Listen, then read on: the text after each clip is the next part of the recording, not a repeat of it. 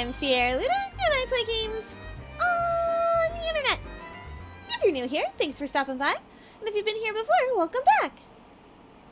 Today we're playing Professor Layton in the Diabolical Box. The box is diabolical. This is our story so far. Anyway, welcome in, Val. Hi, Catoid. Hello, everybody.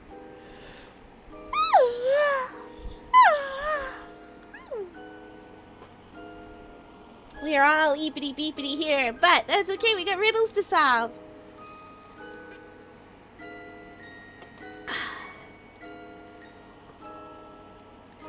Thanks to Luke, the livestock contest concludes without further incident. After asking all over town, the trio gathers all the information on the Elysian box that they can.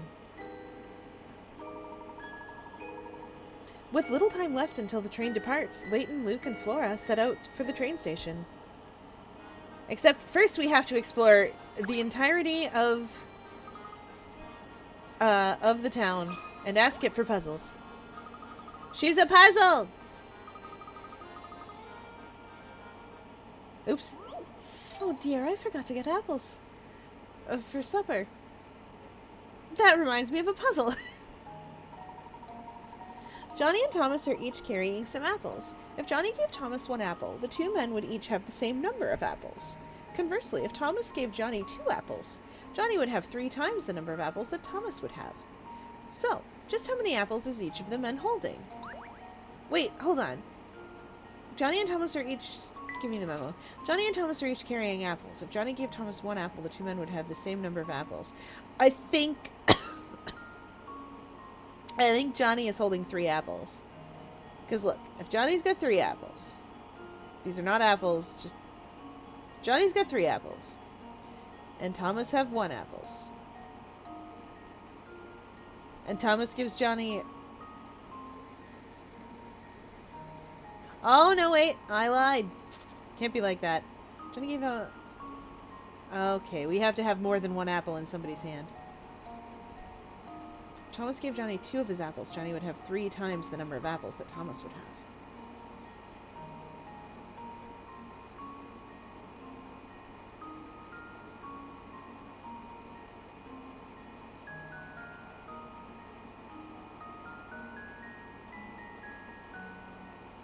Thomas has left apples.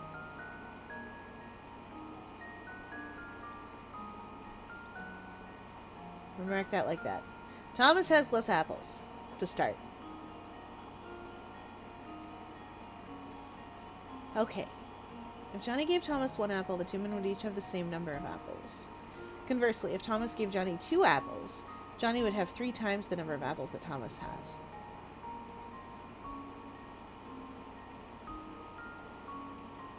Which means you would still have to have 1. So if you've got 3 apples... And my boy here, Johnny, has 5 apples.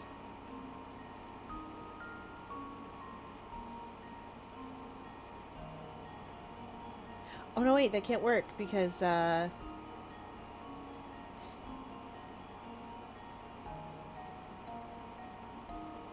apple. The 2 men would each have... Wait, maybe it does.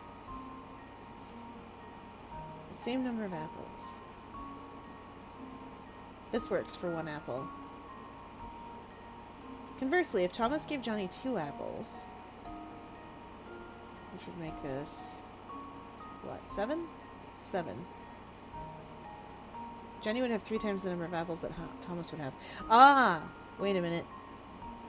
4. There. Wait, no, that still doesn't work out, because 3 times 2 is 6. Okay, hang on.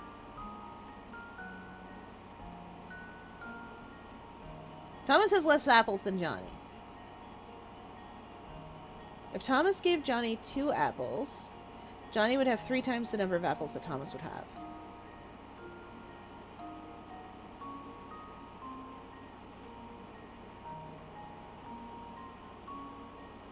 Which means you have to have at least 1 with 2 to give. So you have to have at least 3 apples, my boy.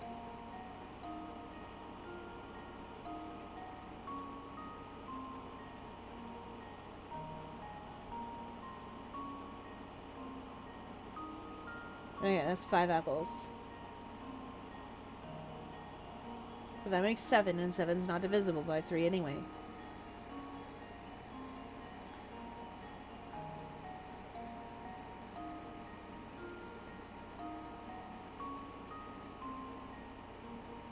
So if I give you 6 apples, then Johnny should have 1, 2, 3, 4, 5, 6, 7, 8, I think. Yeah, 1 here, and that makes 7. And if we take 2 apples from over here and add them to 8, that's still 10. I think Johnny has to have 12 apples. Let's find out. If I've got 12 apples...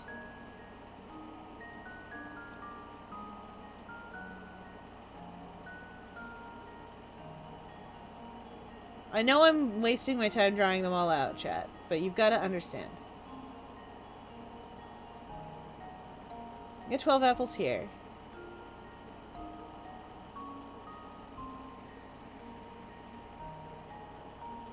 And then I would need 10 apples over here.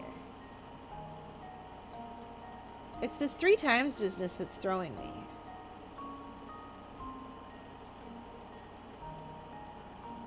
I can satisfy the 1-1 thing.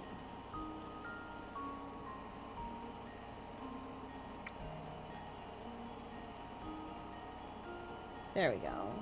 Wait. And that'll be 11 on either side if I do that.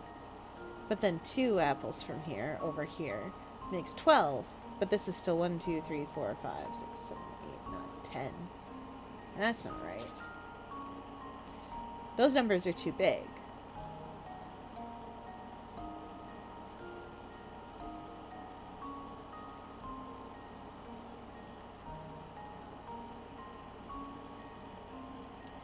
Johnny has the most apples. And his apples plus 2 are divisible by 3.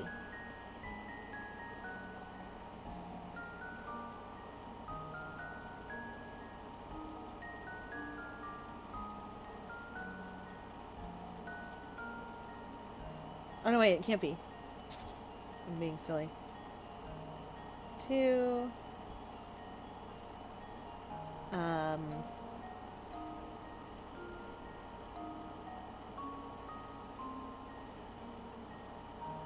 4 plus 2.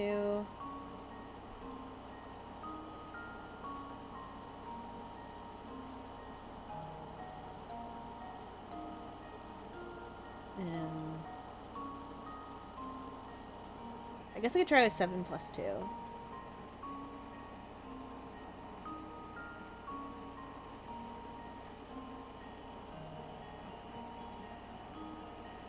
If Johnny gave Thomas 1 apple, the 2 men would have the same number of apples. So if he's got 7, then you've got 5.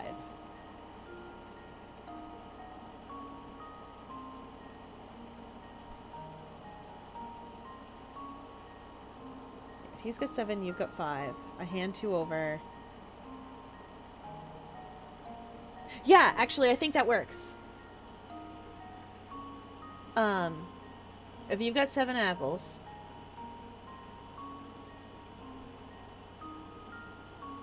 and you've got 5.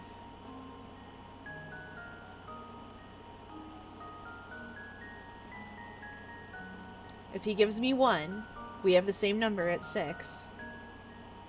And if I give him 2, he has 9 and I have 3. Okay, good. Okay. It's 7 and 5.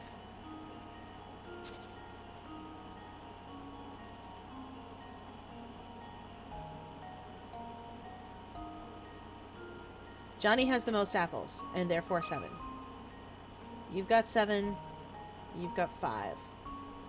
I sure hope this is right. And now to test my theory. I did so much math I didn't need to do. And there we have it. I did it. I want more pins. Me too. That dust car art was, yes, good. Amazing. 10 out of 10. Ah, the explanation I literally just gave.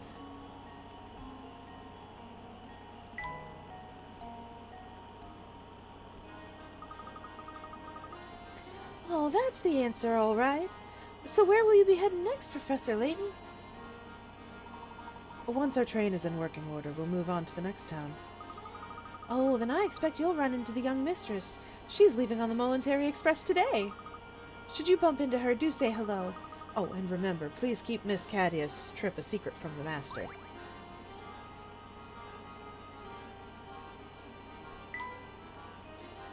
Just trying to collect puzzles. They're on flimsy excuses, but I want to collect them.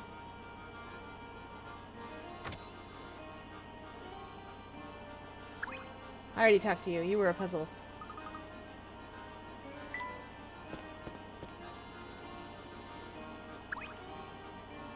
I already talked to you. You were a puzzle.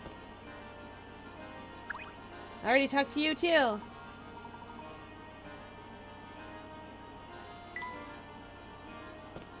Did you know? Robots always look cooler when wearing cloaks. It's a scientifically proven fact. That is a true fact. You are correct. Everyone should have cloaks. Cloaks are great.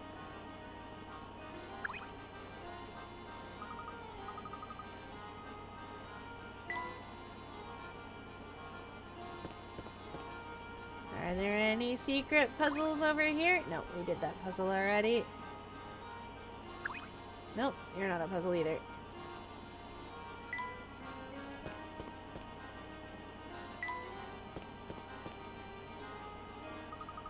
This place is positively crawling with people, isn't it?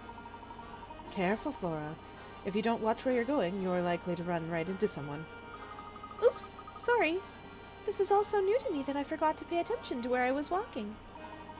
Understandable. After all, it's quite a change of pace from London. Wow, Flora! You sure are excited.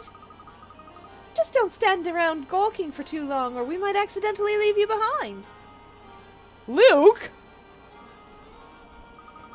Wow, what's that? Oh, and look! There's another one over there. Huh? Professor? Luke? Where did you two go? Eek! Oh no! Professor, Flora's gone! Oh dear.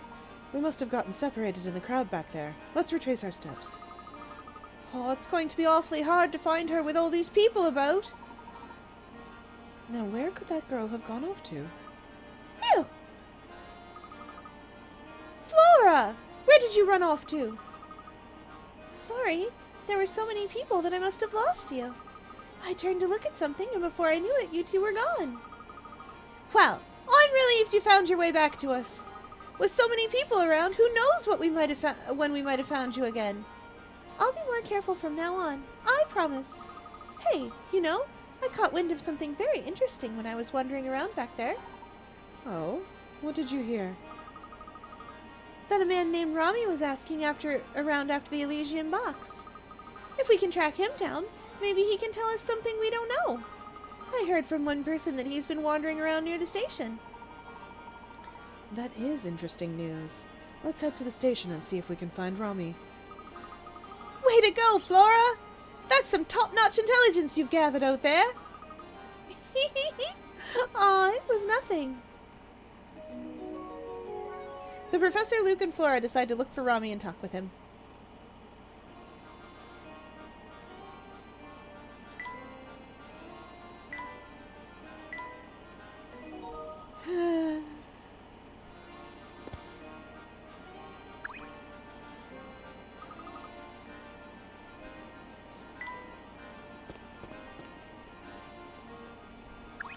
As I casually just go out the other way.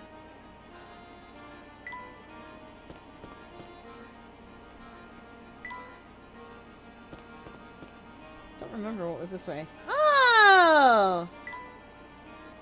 One of these is definitely a puzzle. I know it in my heart of hearts. I knew it! Oh, Kostya, you need... You need da, comrade. Is Russian accent. Is Eastern Europe, at least. Is old country. In old country, yeah.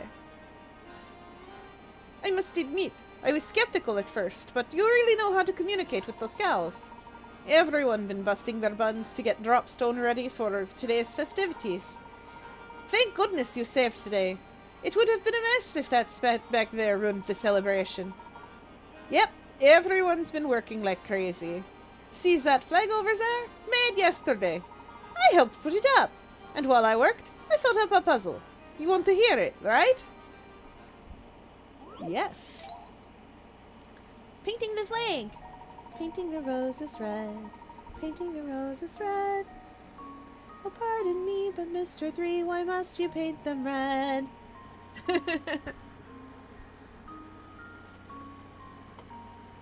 You have a pristine white flag that you want to color into 3 sections as shown below. You have 3 paints. No 2 adjacent sections of the flag can be the same color. Each section can only be 1 color, and you can't change the number or size of these sections. If you aren't allowed to mix paint, how many distinct flag designs are possible? Okay, we're not mixing paint, so we have 3 colors in 3 spots. Got it.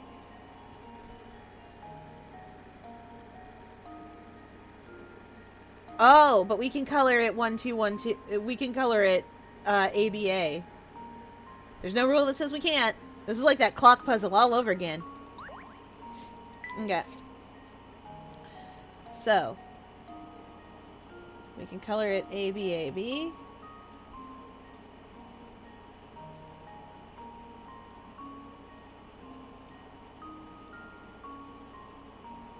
ACA.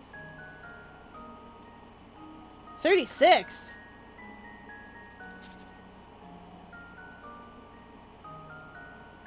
Right?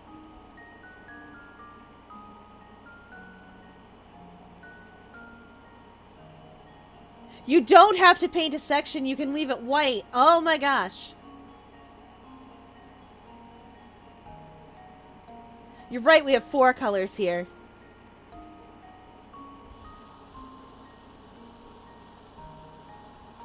Four colors in 3 sections. It's that clock puzzle all over again. Heck yeah! Ah, ceaseless watcher, turn your gaze upon these wretched bots.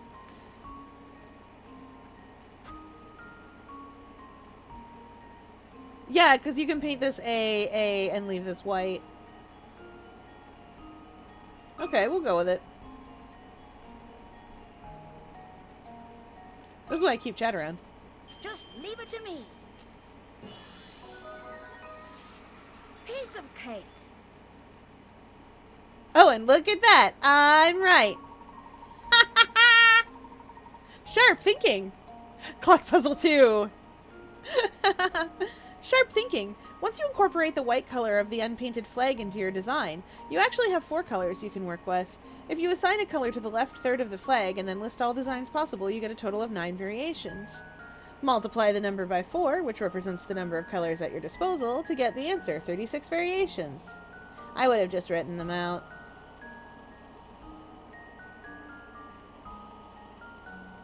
I would never have thought to do the math.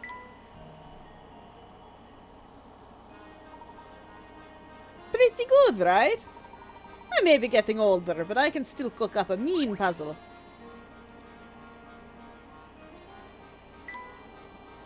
Okay, now I want to draw chance. Fair enough.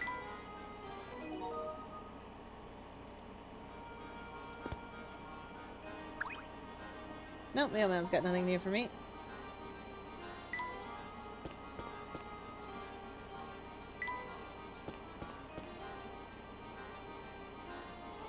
That lady's probably got nothing new for me, but I'm going to save anyway, just in case she does. Walk 2 steps, time to save. Oh, she did! What? You're still here? Hound me all you like, but all you'll get for your trouble is a puzzle. Sure thing, Karen.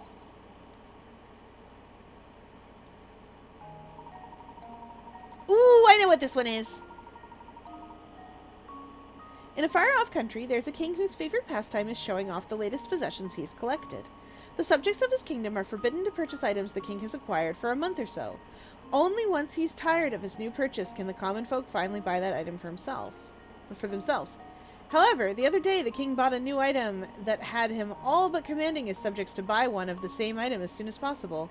Circle that item. It is a TV. But no, the correct item is this one. The telephone. This should do the trick. Because you can't use it if they don't have one. Huh. Wonderful. That's correct. The telephone is the answer. After all, a phone isn't much fun if there's no one on the other end. I love this. It's the king. Your Majesty, I need to go back to bed. Don't think you're hot stuff just because you solved one lousy puzzle. Still, watching you twist your brain for the answer was fun in its own way. Nice work there. Took me 20 seconds, lady.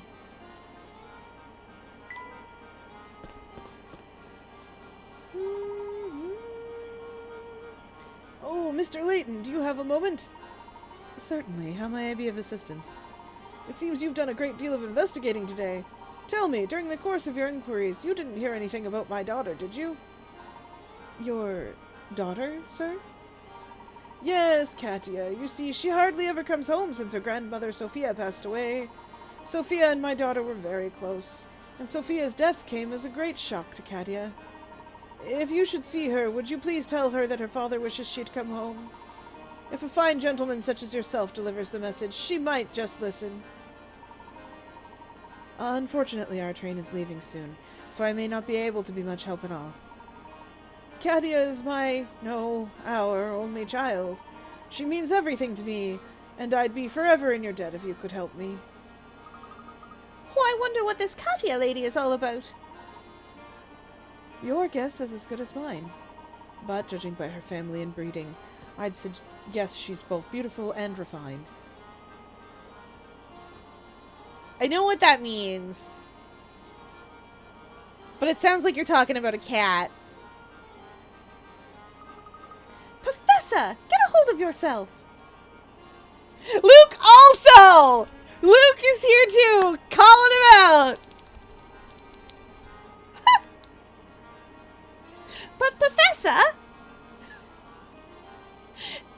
isn't that a bit misogynistic?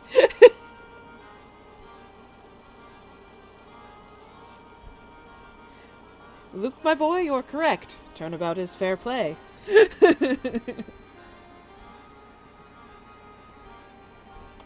Bow time? Bow time. It's true. Play a Layton game without somebody making some comment. Play a Layton game without somebody making some comment that makes me have to put on the bows. The misogyny bows.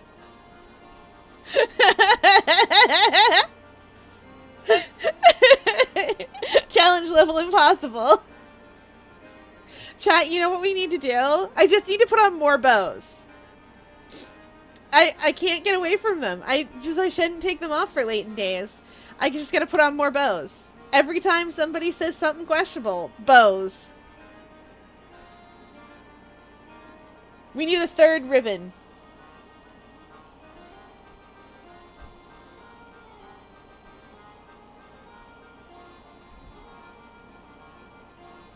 Oh, no, no, no.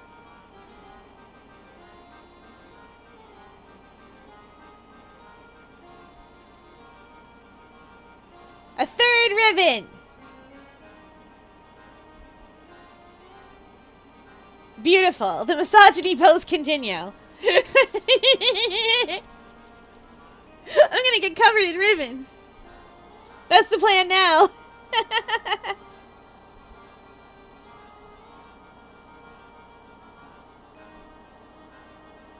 Beautiful.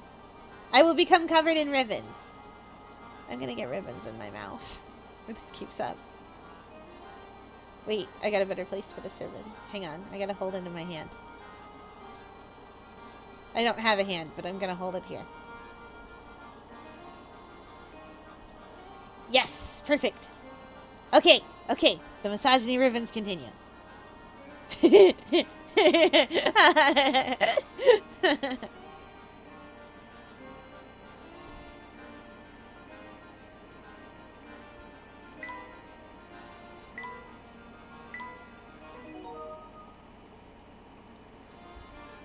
Don't know if it's a girl unless you put a bow on it. Well, I've put a lot of bows on it. Oh, whoops! I heard you've been inquiring about the Elysian box. Oh yeah, that thing. Folks say that freaky box kills whoever manages to pry its lid open. I just found out about it during the course of my travels. But that box isn't what I'm really after. Well then, if I may be so bold as to ask, what are you looking for, sir? A phantom town that's nowhere to be found on any map. A place only the chosen may visit. The only way in, I hear, is on the Momentary Express. That train and its many mysteries have been the subject of my research for years. From what I can tell, the artifact you're after, this Elysian box, is also tied to that town. Wow! So, when can we set out for it? How do we get there? Yeah, that's the detail I haven't pinned down yet. Maybe you whisper a word while inside the train and then whoosh, the track goes in a new direction. Anyhow, it's probably something like that. I'll just have to keep searching until I find a way in. Interesting. Thank you for your time. Professor, did you hear that? I think we finally got a new lead on the Elysian box. It's a bit early to celebrate, but it looks like our journey on the Momentary Express isn't over yet. All right, you two. Let's start making our way back to the train station. Okay, Professor.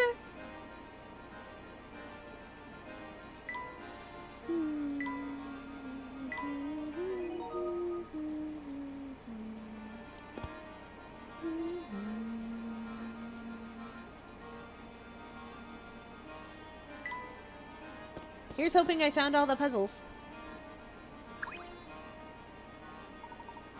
Yeah! You've got at least 30 puzzles under your belt. Nice going, bro! But if you want a challenge worthy of a real rock star, give me a holler.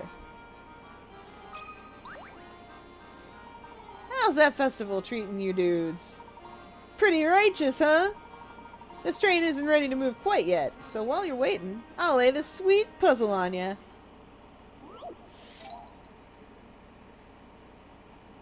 Okay. Sammy has 8 chains with 7 links each. He wants to connect all the chains to make a totally awesome necklace that's a single loop. The jeweler says that he can open and close a single link for $2. As shown below, Sammy could open an end of each of the 8 chains to make one long necklace that's a single loop. However, that would cost $16. And the truth is, there's a much cheaper way to get the same results. Using the cheapest method possible, how much will it cost to make Sammy's necklace?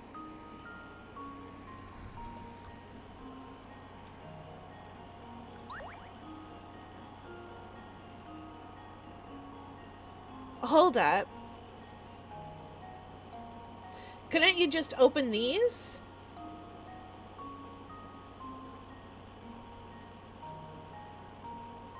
If you take one chain and open and close all of them, can't you connect the whole necklace that way?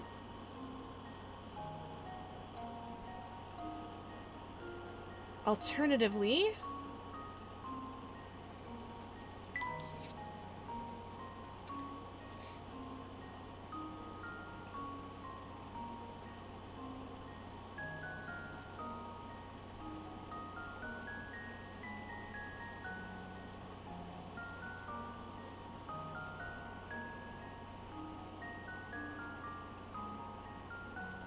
I feel like it is that. I feel like... Never mind, art is not arting. I understand.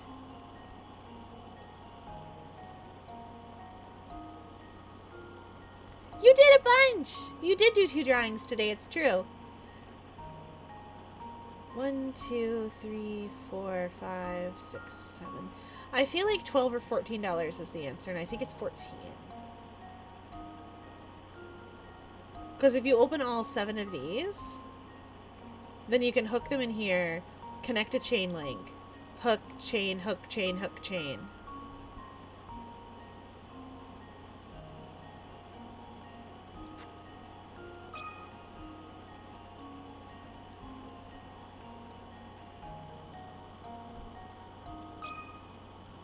Consider this puzzle solved.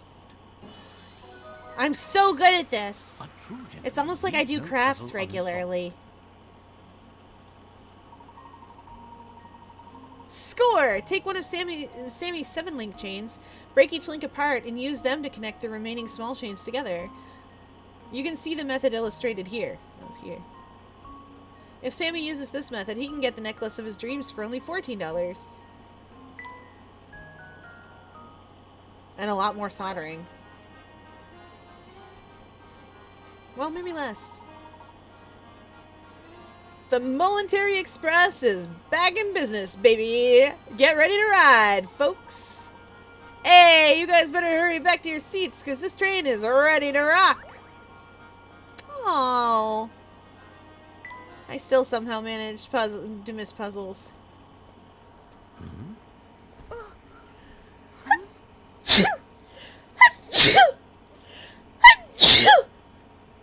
Thank you so much.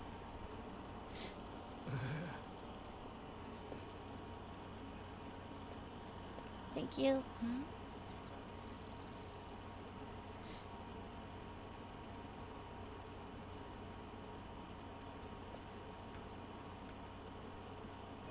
What's going on over there? Katya is very pretty. I believe we may have stumbled upon Mr. Anderson's dear daughter. That's one heck of a send-off. Considering the size of the party, I doubt she's just going on holiday.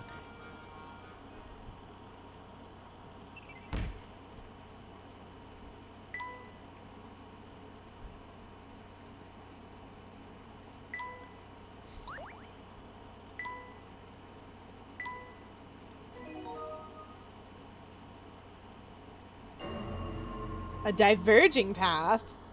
Ooh. Alright, tap it. Oh, I just can't stop thinking about this phantom town we keep hearing about. Could the rumors be true? If I recall correctly, the next stop on this line is the perfectly normal town of Luxembourg. Well, then how do we get to the phantom town? That's an excellent question, Luke. Though I don't have the answer. But if the Momentary Express does indeed head for parts unknown, the crew will know something about it. The Professor, Luke, and Flora decide to talk to the train's crew to learn more.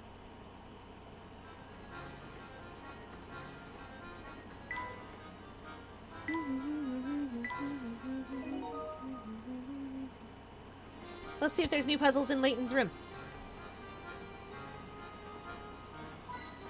Ah, secret hint coin.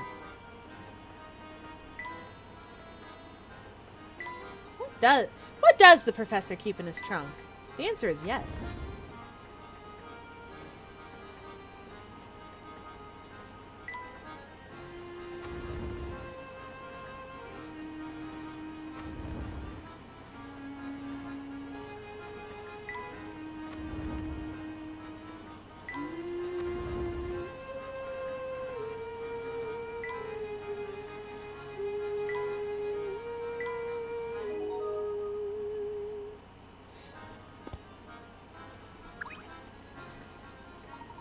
Oh, I beg your pardon, sir, but we're not open for business at the moment. Do visit us later. You're really closed? Yes, you see, on the way to Luxembourg, there's a long unlit tunnel we have to pass through. While in the tunnel, none of the scenic views our restaurant affords patrons will be visible. It is Mr. Beluga's wish that all patrons be able to enjoy the scenery while they dine. Hence our temporary suspension of service. Wow! Talk about a classy operation! Mr. Beluga's really thought about everything, hasn't he?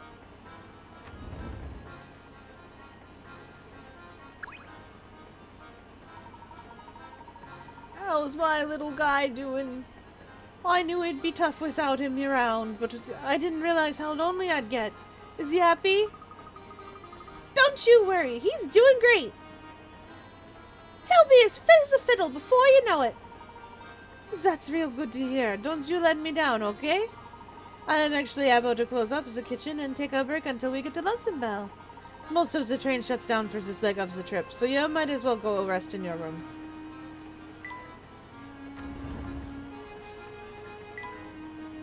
But I have to talk to Granny Riddleton.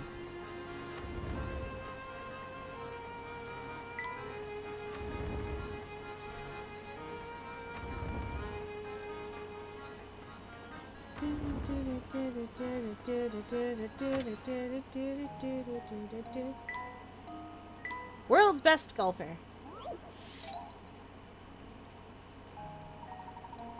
Oh. A pro golfer has the amazing ability to consistently putt distances of 3, 5, 7, and 11 feet. This is a cup-pouring puzzle chat. Strangely enough, though, those are the only distances he can putt. Currently, our golfer stands on the green with his ball 20 feet from the hole. What's the fewest number of strokes he can use to get the ball into the hole? Assume that if the ball is hit further than the distance remaining to the hole, it will roll over to the other side without going into the cup. Okay.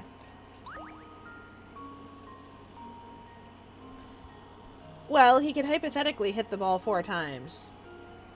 He won't, but he could.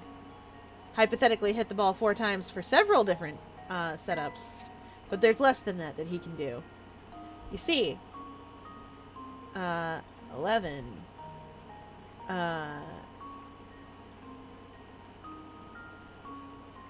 Wait. I need to hit this ball. 8 and 7 is 15. Is plus 5 is 4. Is 20, but 4 number. I need to work that 11 in here somehow.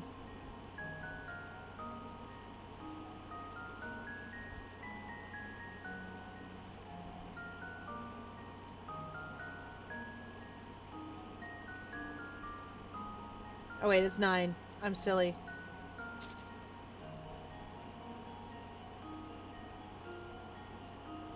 Fear, you should see what I sent you. When this puzzle is done, I can go look now. It'll give my brain a chance to rest for a moment. Oh, I love it! I love it! You will!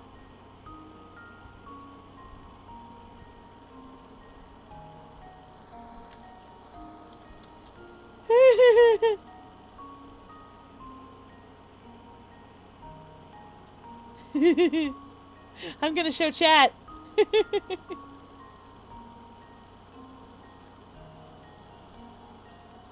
Hang on.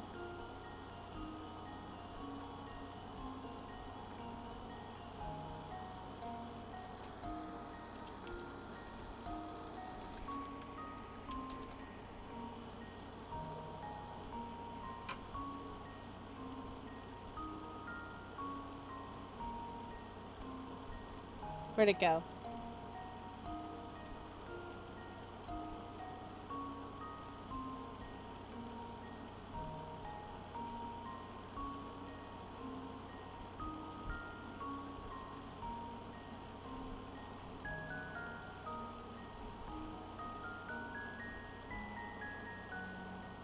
More bows!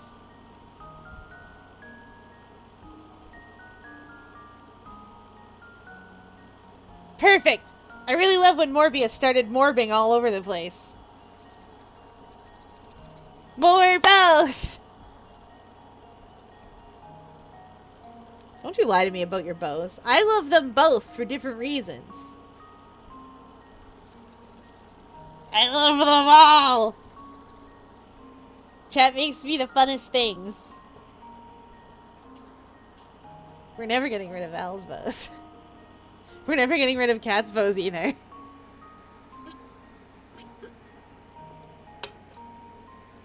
I have the finest chat on all of Twitch. 2 shots? I believe you.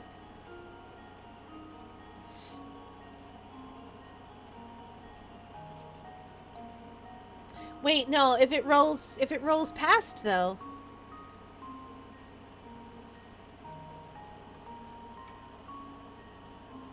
Oh, wait, no, I think you're right. Wait, maybe. I think you're allowed to roll it over and roll it back.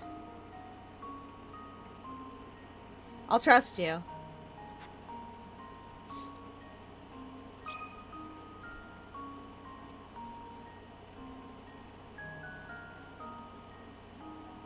I think it's 3, but I will trust you. And now to test my theory. What? A true gentleman Val's a leaves wizard, no chat. puzzle unsolved.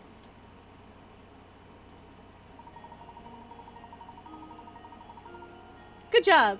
If our friend the pro golfer puts 2 diagonal shots as shown above, he can sink the ball in 2 shots. No one ever said the golfer had to putt directly towards the hole, did they? Ah! Sure, in order to sink the putt using this method shown above, he'd need to calculate the angle of each shot perfectly.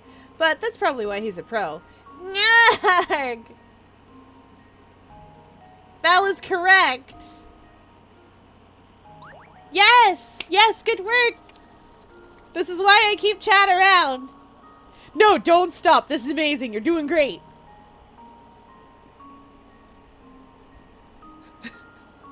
This is why I keep chat around.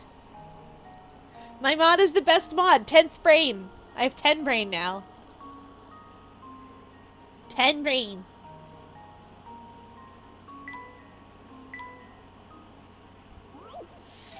I'm not a good brain. Hey, listen. 10 brain is better than 1 brain. Which is better than none brain. Jellyfish. Listen. I know what you're thinking. Fier, why are you so angry about jellyfish? Let me explain why I'm so angry about jellyfish. They're functionally immortal. If you kill them, they just dehydrate. They don't die. They can rehydrate any time when it's safe for them to go out and about and do things. Jellyfish things. Let's see. They don't have brains, but they do have eyes. Sometimes. Box jellyfish, you are especially guilty. You have too many eyes for something that does not have a brain of any functional kind. I do not like that about them.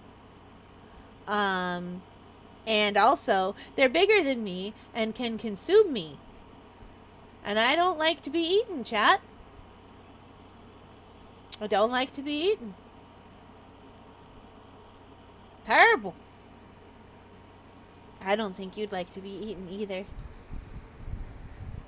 Apparently humans hate that. They're right. It's terrible. Okay. Below are 4 halves of 4 separate cubes. Each of the halves is shaped so that when fitted with an identically shaped piece, these 2 halves form a whole cube. However, one piece below fails to meet the requirements and doesn't form a cube when joined with another identical piece. Circle the odd piece out from the choices below.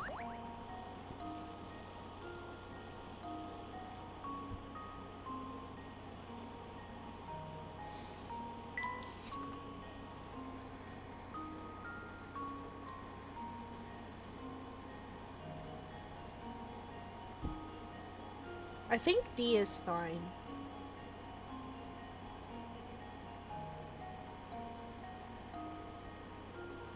A is fine. That much is true. This is fine. You can just scribble that out because it's okay. B also seems obviously fine to me because like that's a wood joint. B is fine.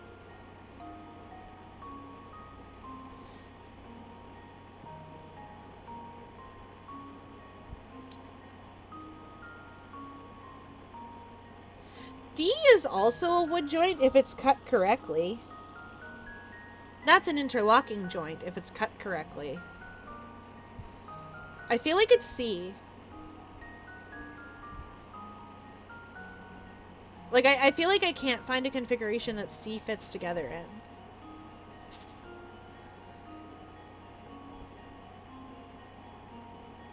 Because A and B are both so simple that they're obviously going to fit together. There is a configuration that will fit.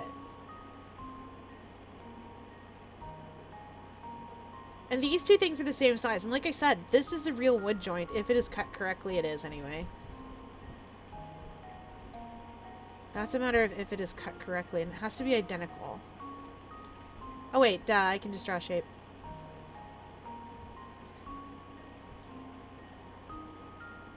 Oops.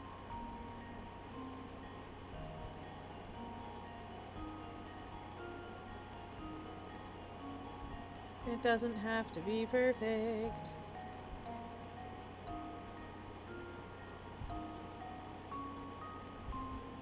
Yeah, if I turn D upside down, it'll fit.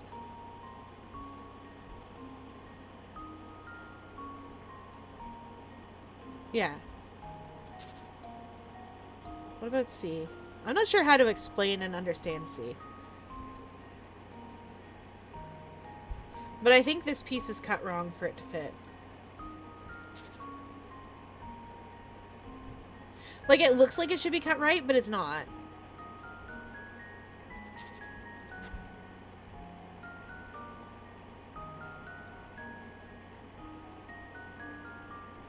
You should draw guess 666 at some point. Consider this puzzle solved. Yeah, because it looks like it's cut right, but it definitely isn't. Two of them are Wonderful. too simple to even consider. Yeah, good. I'm glad it showed me, because this is, like I said, this is a real wood joint. Oh, because C's got all the chunk in the middle. C will not form a cube when joined with another identical piece. Some areas of the shape are just a little too complex to fit together neatly. Still, with only a few alterations, you could probably change that shape into something that works, don't you think? Yeah, you could. You just have to make an alteration to make it a line through here.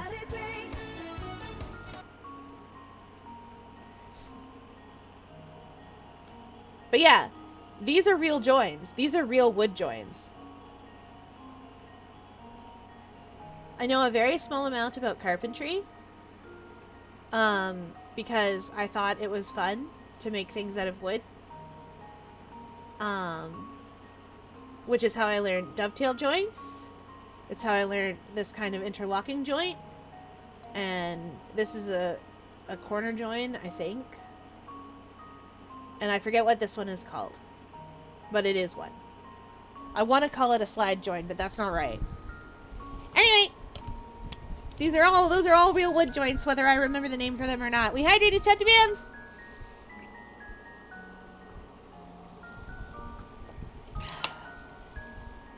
And then a stretch. Stretch.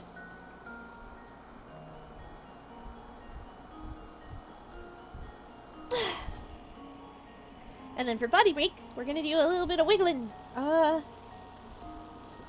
gonna do some twists. 1, 2, 3, 4, 5, 6, 7, 8, 9, 10. Wheel. Wheel.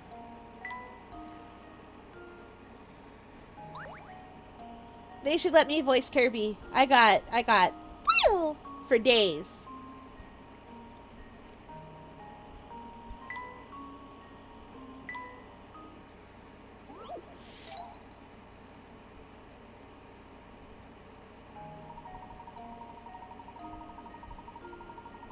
There's a fellow with very particular rules about when he wears his best hat.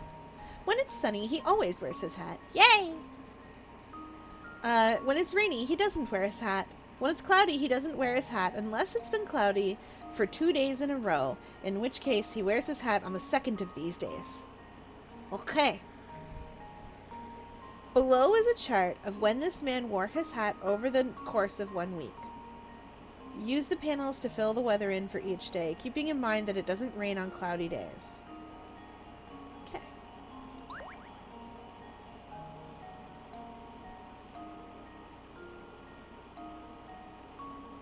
Okay, so if we didn't wear our hat on Wednesday, then... ta-da. Wait, are there enough... Is that what we've got down here? We have to place all of these?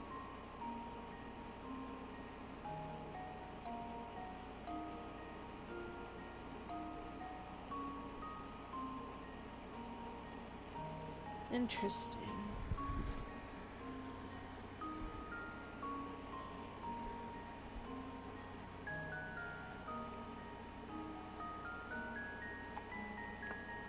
And I can't take that out.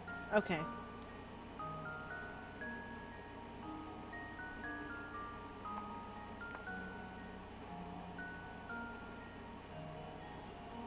My inclination was to try to put the cloud there, but I can't.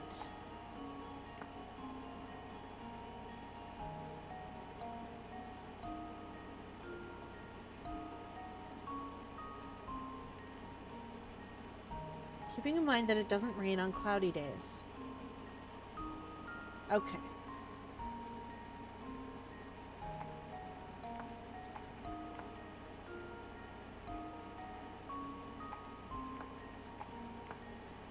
Ah, but that can't be right because we have a hat.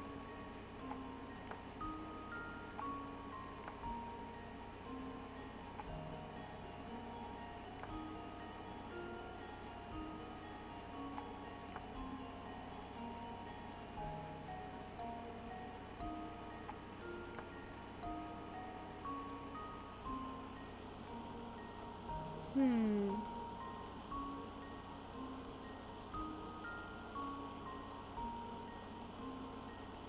Hmm.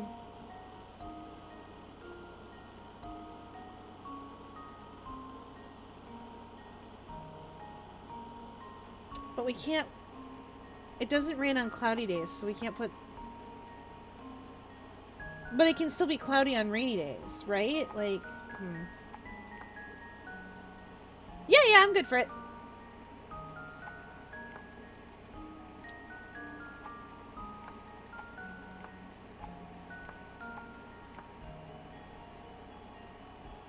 But really, I'm just back in the same boat I was in the first place.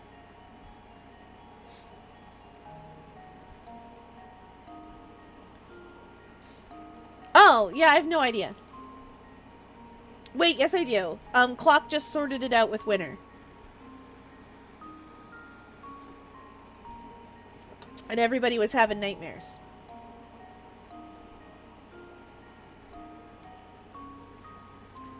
I can't see the configuration. Keeping in mind that it doesn't rain on cloudy days. But does that mean it's still cloudy on rainy days? Can I...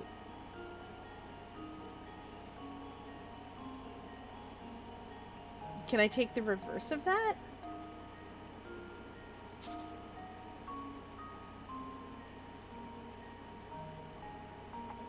This can't be cloud. And it can't be sun either, so it has to be rain.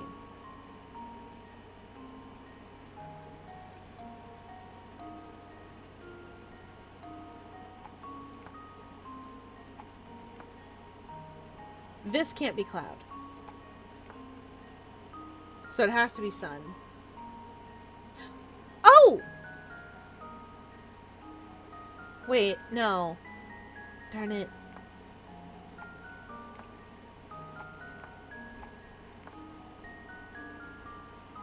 Yeah, that's what I'm thinking. Saturday before the Sunday is cloudy. I can't move this cloud, though. I think this is right. Well, I mean, it doesn't go and repeat, but I think this is right.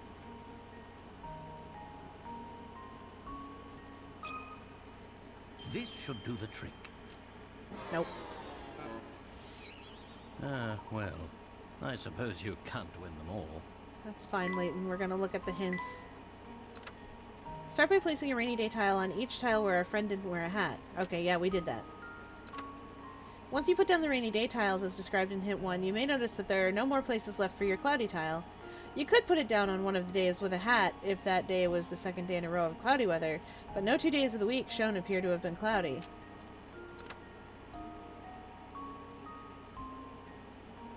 Ah, of course.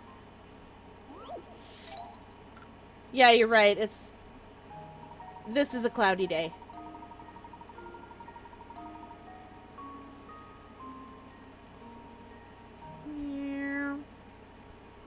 Save scumming.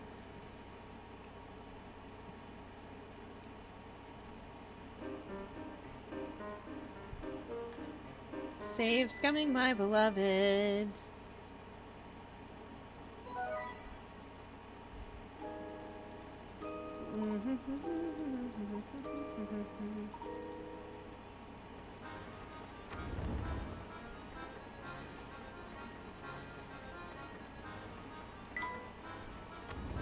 Oh, wow, I didn't save all the way up there.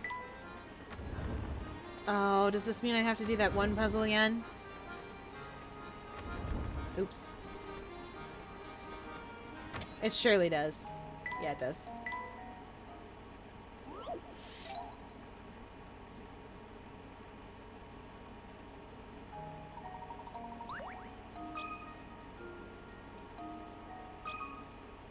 And now to test my theory. And there we have it. Nice work. That's the golf one again. I forgot to save.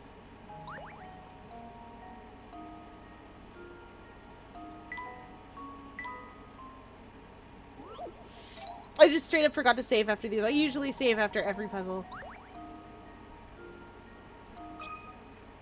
Consider this puzzle solved. And there we have it.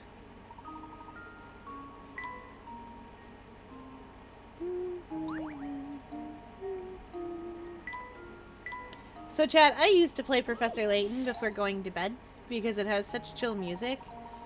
And also, if you mess it up, it's okay.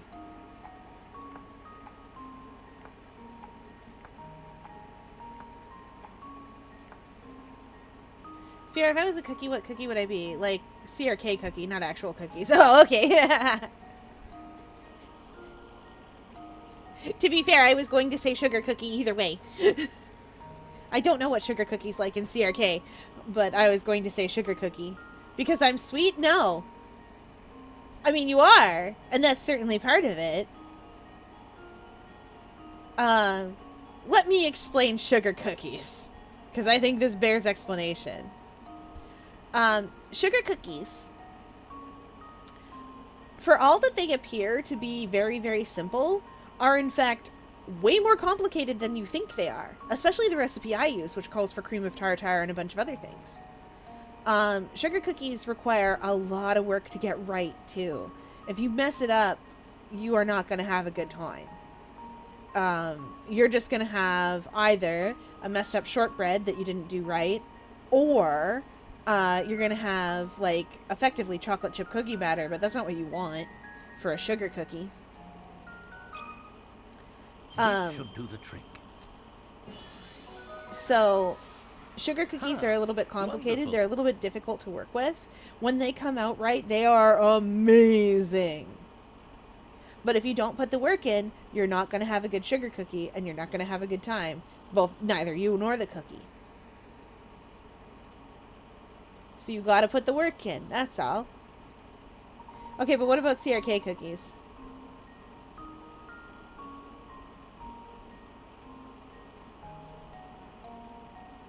Bear with me.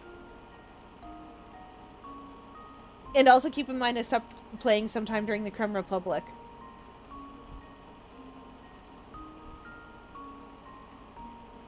Excellent! If you assume that Sunday Shone was the second cloudy day in a row and figure out that our friend wore his hat that day, the rest of the solution falls right into place.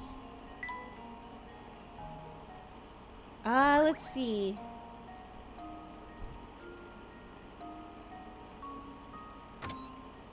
It looks like a Kirby line. Like from... I'm sorry. That ribbon there, the one Catoid made, I love it too. Because it looks like the Kirby line from Canvas Curse. And I like that. I like that for me. Let's see. I was gonna say parfait cookie. But maybe that's just because I think... I don't know Parfait Cookie that well. But she's got the vibe.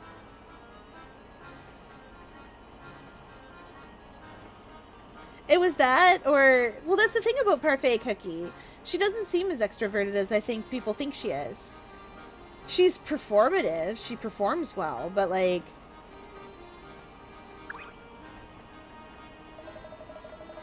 Finally, it's time to get down to business. To defeat the Huns. Did they send me daughters when I asked for sons? You're the saddest bunch I ever met, but you can bet before we're through, somehow I'll make a man out of you. Sorry, you can't help it. You get Let's Get Down to Business, and boy howdy, have I got that song in my head instantly. Anyway, I was thinking of that or Cherry Blossom Cookie. The little soft pink one. What I worked very hard to get into my cookie run group.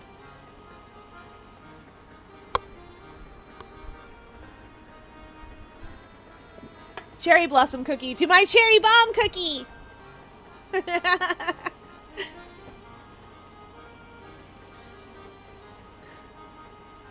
Yeah! I'll be the extrovert. It's been forever since I got to do some real work. What do you mean? Didn't you just finish repairing the train? Well, sorta. But before I can kick back, I gotta do... Oops! I mean nothing. Things are good. You're up to something, sir.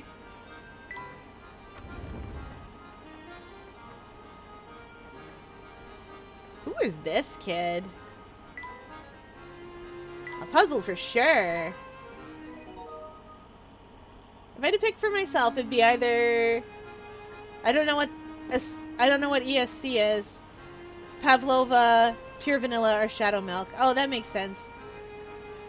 Oh, eternal sugar cookie. Yes, fair. I did say sugar cookie. That's not the correct... Yeah.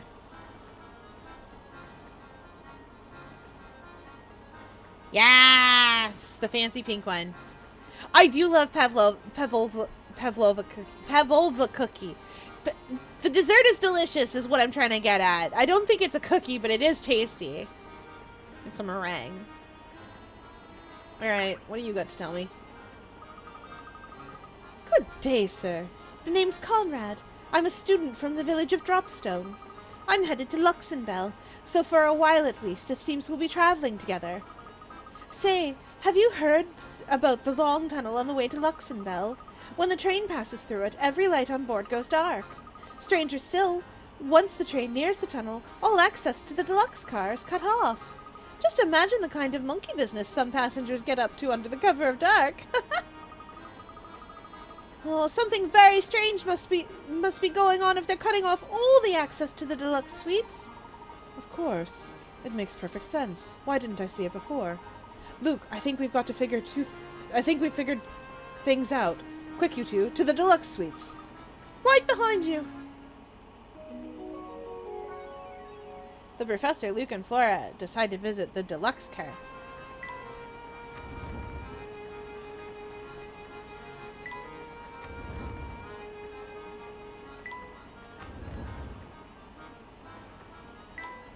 Wait a minute. It'll tell me if I'm not allowed to log a gig. Yeah, that's right! I knew it! Secret puzzles! Nope, not puzzles. Good day, sir. I'm headed back to Luxembourg, where I teach the sciences. Where might you and yours be headed? Oh, our destination is, well, flexible. You see, we're traveling in search of a relic called the Elysian Box. We've managed to find some anecdotal evidence suggesting the box is tied to a strange town. A phantom town not recorded on any map in human possession. Does any of this sound familiar to you? Well, mercy me! You've got quite an adventure on your hands, don't you? While I can't say I've heard of the particular town you speak of, I can offer you another tale I've heard. Some say the Molenturi Express stops at an eerie town that's terrorized by a vampire. Oh boy, a vampire! We love a vampire in our house.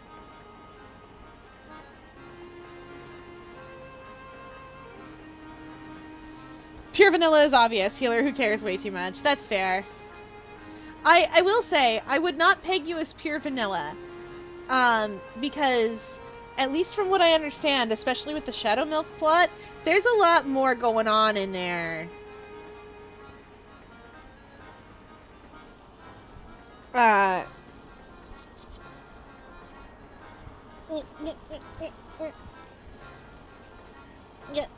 bear with me a second, chat. Okay, there. Had to put on... Had to wiggle. I'm not sure if I understand correctly what's going on in Pure Vanilla's deal. He's certainly a healer that cares way too much. But... There's something there. Keeping in mind, once again, that I stopped off at the Creme Republic.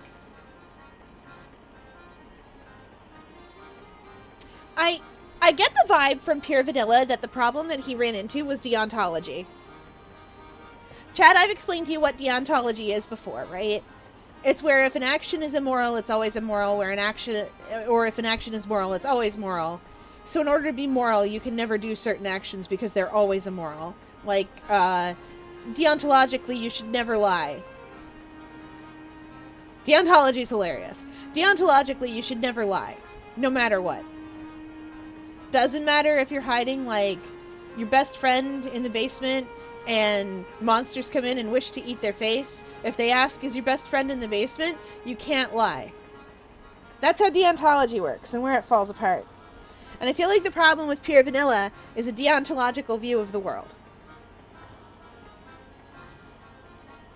Where I get the impression that at one point he tried to do something right, tried to do something proper, and Shadow Milk either took advantage of that or was harmed by it, and I'm not sure which.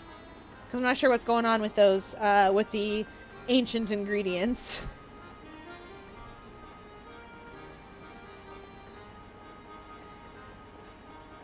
And I don't feel like Val would do that.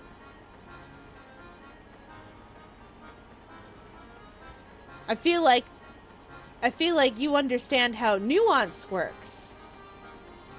And that the consequences of certain actions, how to put it? Here we are. I feel like you're the kind of person who would be willing to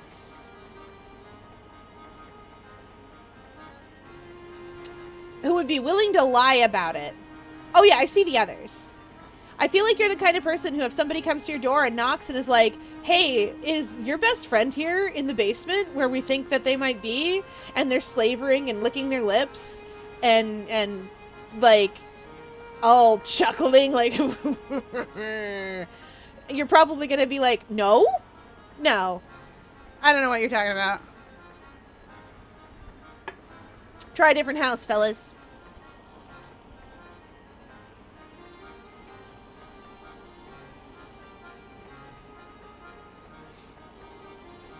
But yes, I do see the others. First rumors of a vampire, now phantom towns. Goodness, it's like we're living in a mystery novel. Arguably, we are. We're living in a mystery game. The best kind of mystery. I would fight you on the Shadow Milk part if I knew literally anything about him. This is my house. Alas, I do not. Here we are at the deluxe car. Something's written on that sign on the door. Actually, it appears to be a puzzle of some sort. I have a hunch that if we can solve the puzzle, we can gain access to the car. An ex-friend of mine was like, no, you're too good to be Shadow Milk. Like, man, I'm not good. Yes, you are. Val, you're a healer. Healers are, by definition, at least a little bit, good at all times. You can have villainous healers, but there is some good in a healer. Someone who learned to save a life has some good in them. That's just how it is.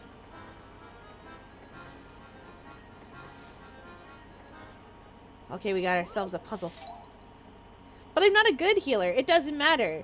You are, you don't have to be a good healer to be good. You only have to be a good person to be good. And being a good person literally just means being a better person than you were yesterday. And sometimes it doesn't even mean that.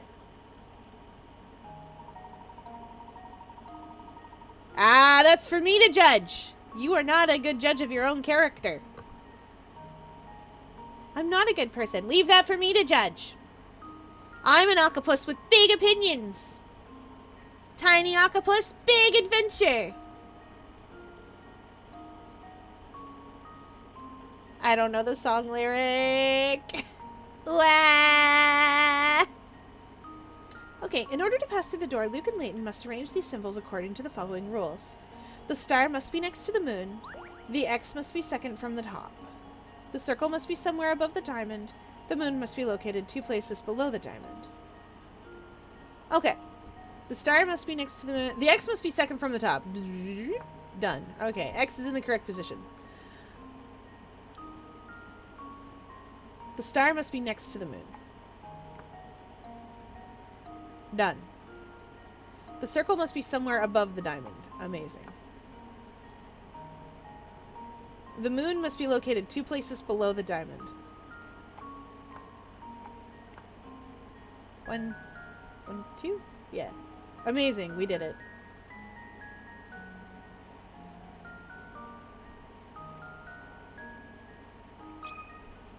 Consider this puzzle solved. Yeah, they told me where the X goes. A true gentleman Against the leaves Kitchen no Floor by puzzle Will Wood. unsolved. Oh, I know Against the Kitchen Floor. I cannot reproduce it with my mouth, but I know it. You're in. Good job cracking that code. Get in the water. Get in the water. Yeah, you put it in Mark's playlist because it's very hymn-coded. Yeah, it really is. That's a true fact. Mark, my boy, you're not a well young man. He's not a well young man, chat. I like him. Currently, I'm writing the AU with him as a vampire. Well, sort of.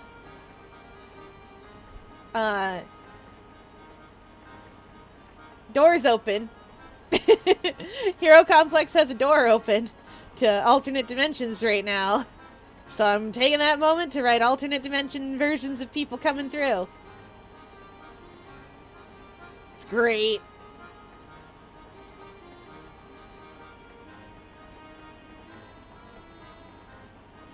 There we are. The door's open now. You got a new hamster toy. Use this block to help your hamster get in shape. Sweet. Holy smoke! Look at this place! It's out of control! Yes, it's far more luxurious than the standard cars. Tickets to stay here must cost a pretty penny. Oh, I'm sorry, I could search the deluxe car, or I could play with my hamster! I love playing with my hamster. Hamster. The hamster isn't interested in these blocks, but they are useful for blocking his path and line of sight. Position them accordingly for maximum effectiveness.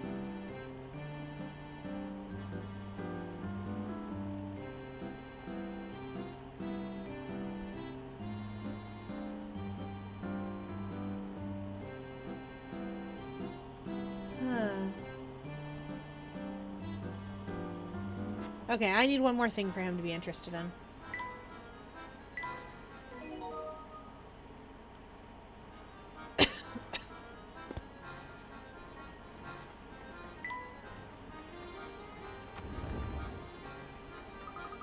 Oh, Professor! This room is just breathtaking! And 1.5 times as big as our room to boot! Plus, just look at how super cushy this sofa is! Whee! Come now, don't jump on the sofa. Luke, do you remember the discussion we had about how gentlemen act when... Wow, you're right! It's so cushy! Whee!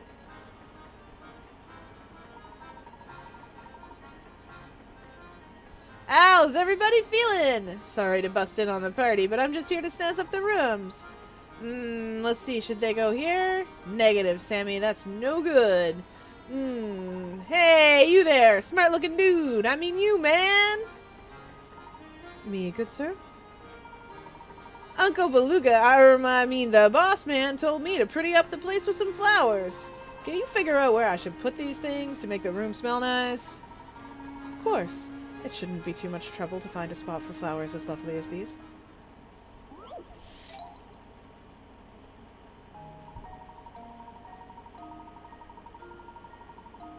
There's nothing like fresh-cut roses to boost your spirits. Can you help Sammy freshen up the whole car with their fragrance? Tap a square with your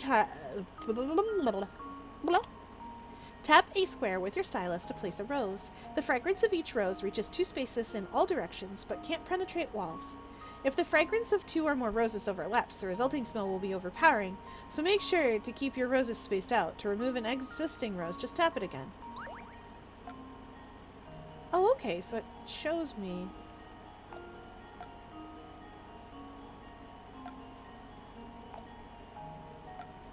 Okay.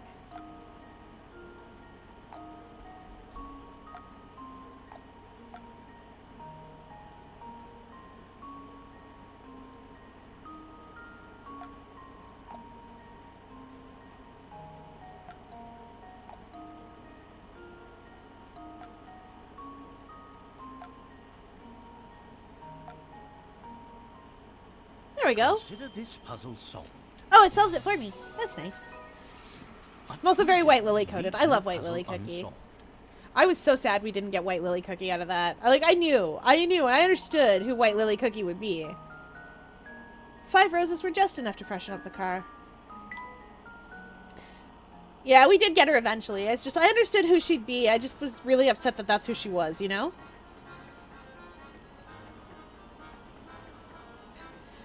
Sorry, Victor Frankenstein the cookie got cooked into Dark Enchantress Cookie.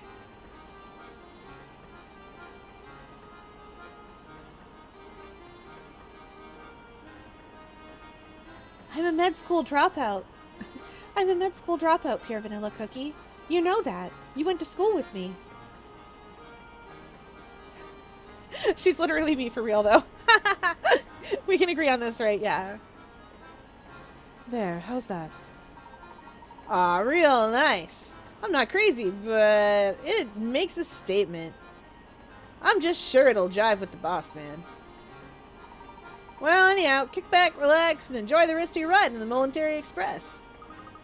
Now the whole room smells nice. Yes, quite nice, I'd say. But back to the task at hand. We've given this place a once-over and come up empty-handed.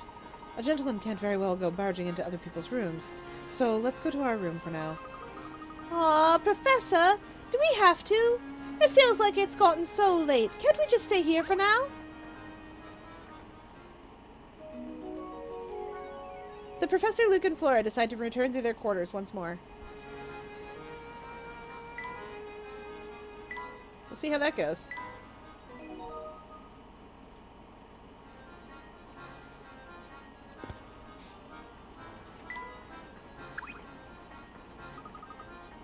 It's the strangest thing. All of a sudden, I'm so tired. What's the matter, Flora? Gosh, all of a sudden I'm kind of sleepy too. All right, you two, this is no time for jokes. Oh dear. I'm suddenly quite tired myself.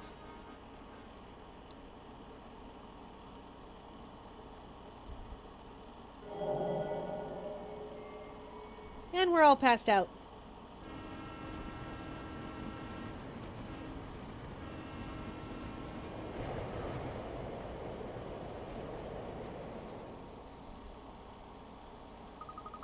Huh? What's going on out there? Am I dreaming?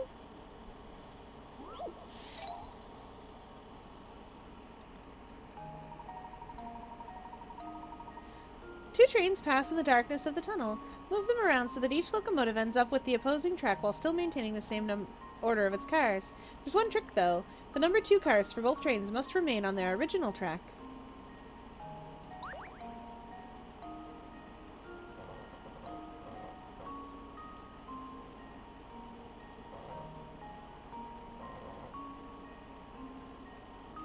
Oh, oops.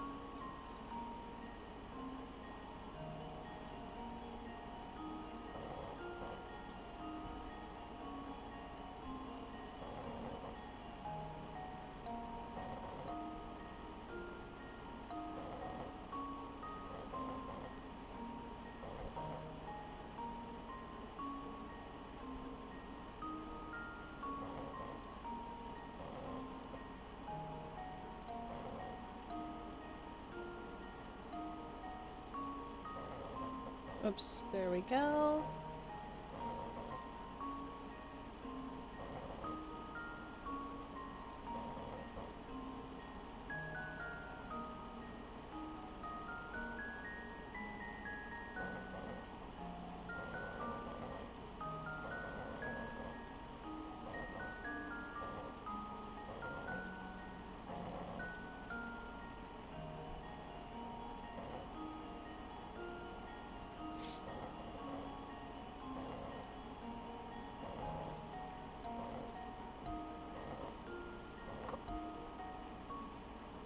Here goes. That was almost too easy. Also, I was talking with Benry the other day, and I was like, Val, your voice is, like, really quiet compared to others. And I was like, wait, huh? I've always thought it was quite loud. But some ex-friends have been like, can you quiet down? You're too loud. So I'm just confused. Oh, I can explain that one. The people who think your voice is really quiet mean volume-wise. The people who think that you're super loud mean that you're excitable, not loud. Like, not physically loud. What people mean when they say, gosh, Val, you're way too loud, is, oh my gosh, can you just shut up for a minute? You talk way too much. That's what they're trying to say. You aren't loud. And I have Discord volume buttons so that I can turn you up and down if I need to. And I don't, so you're fine.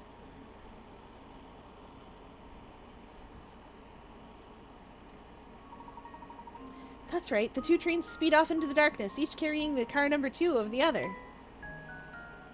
Oh.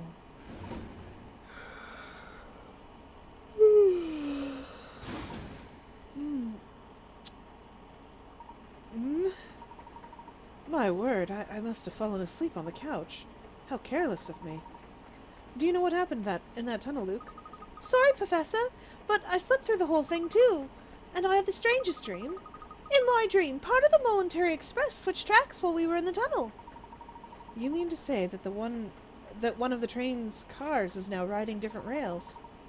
Luke, what you saw may not have been a dream at all. If one car did split off from the train, it would no longer be bound for Luxembourg. Maybe that car is how you get to the Phantom Town. I'm beginning to suspect you're right on the money, Luke. Oh, I hope the Phantom Town isn't as creepy as it sounds. Ooh, we got a light bulb. Everybody get ready to rock. The next stop is Frozen. Come on, passengers, let me hear you scream. Full-sensei.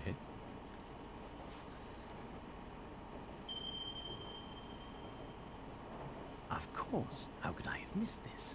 Do you recall how this ticket was missing a destination? It Well, isn't. It seems that the destination was staring us in the face all I see along. it. I see it. But where, Professor? Literally just turned it upside down, my man. Do you believe you literally just turned it upside down?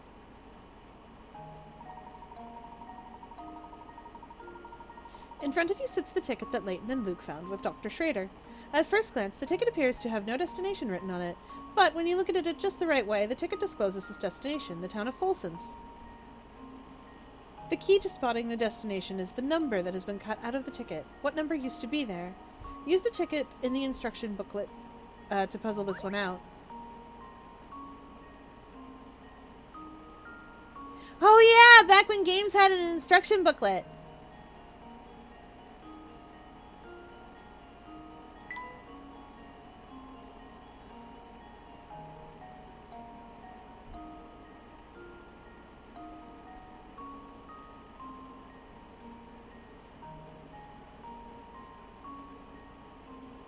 Golly.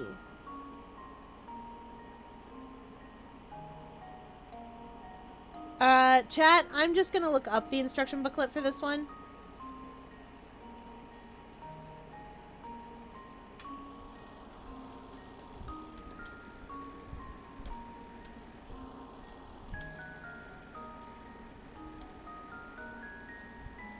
What am I playing?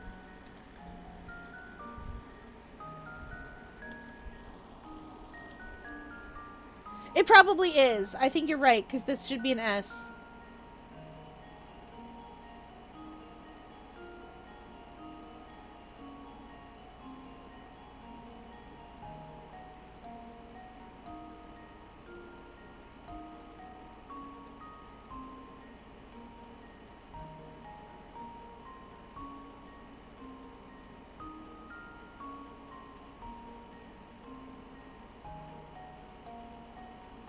Oh, I think I see what we need here, yeah. But it's not 2. Wait, maybe it is.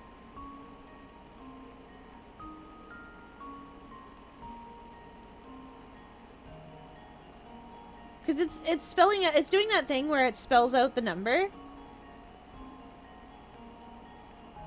So, or spells out letters when you fold it. You gotta fold the ticket. That is correct. Consider this puzzle solved. A true gentleman leaves no puzzle unsolved. There, see? For full sense, it makes the E. Excellent! The missing numbers, too. If you fold the ticket as shown and line up the two sets of numbers, they form letters that spell out the phrase for full sense. It looks like the ticket's destination was there all along.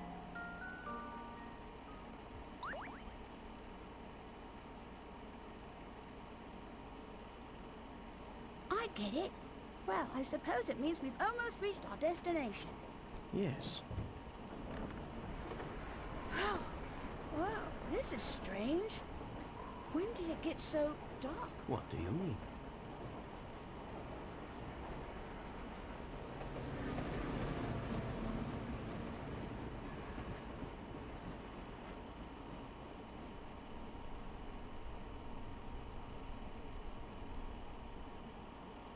Average fare and Val side plot, yeah. I do believe we've arrived at the next stop. But I don't see Flora, Professor. Where could she be? Hi, you two. Glad to see you're finally awake. Flora! Where did you run off to? I'm sorry, but the train car was so stuffy that when we stopped, I went outside for some air. You went alone? Are you crazy? It's dangerous out there. Who knows what kind of creeps could be lurking around? Oh, well, I'll be more careful from now on. Watch your tone, Luke. A gentleman always remembers to treat a lady with kindness and respect. Gonna put on another bow.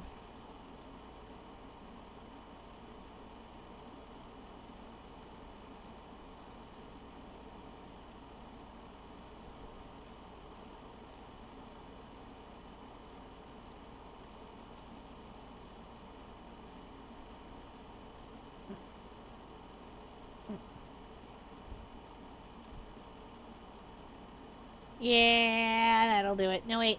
Actually, yeah, okay. I'm gonna get covered in bows. I'm hoping we don't get there, but once we have an even number of each, then I will start to alternate appropriately. Now, since we're all back together, why don't we get off this train and see where we are? Woo!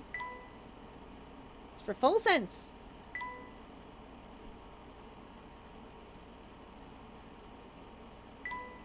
I have to examine this room for hint coins, fam.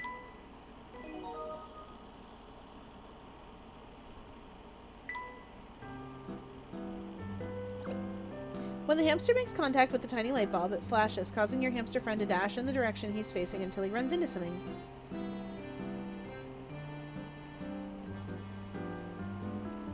That's gonna help us out a lot.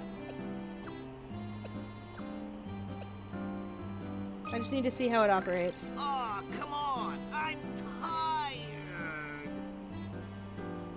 We know, buddy.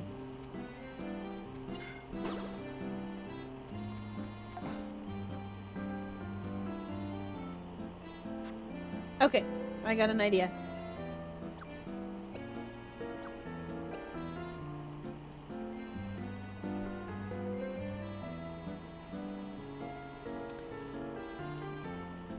All the way over there. We'll run him into the wall.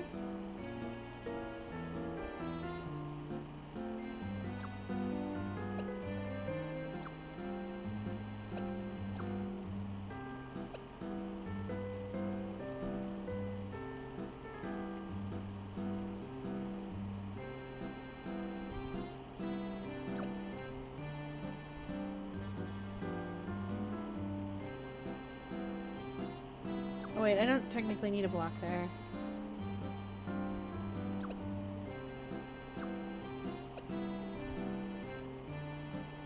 Let's see what this will get us. I'm not so good at moving and stuff.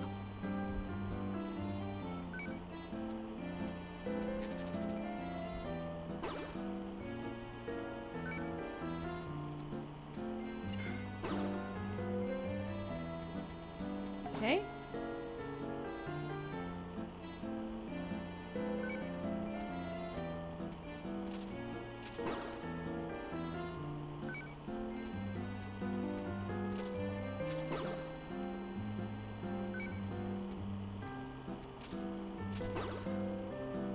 Our hamster! Our hamster has become more in shape. I'm starting to look pretty good, huh?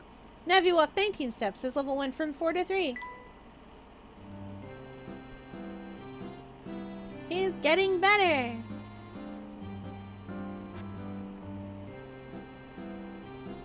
Wait, the goal is 18 for the next one? We can just go straight there.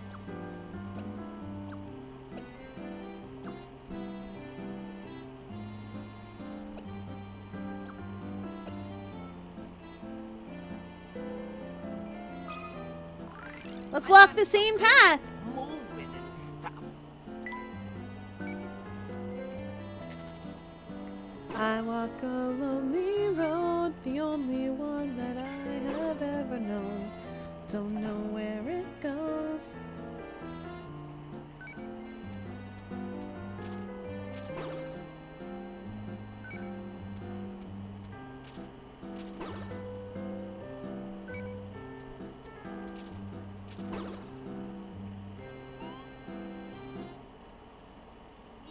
Hey, suddenly I've got energy to spare.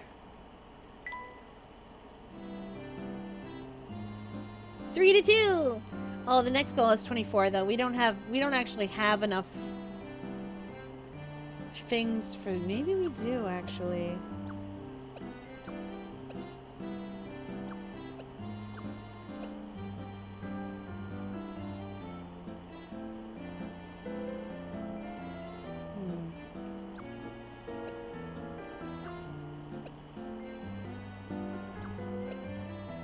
If I run you all the way up here.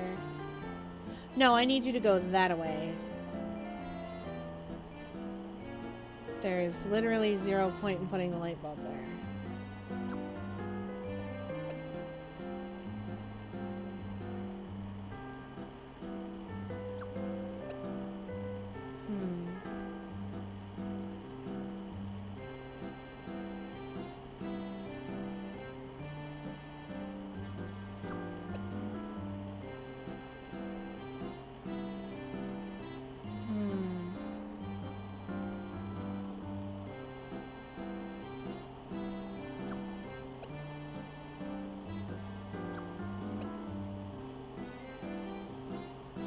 We'll figure that out later.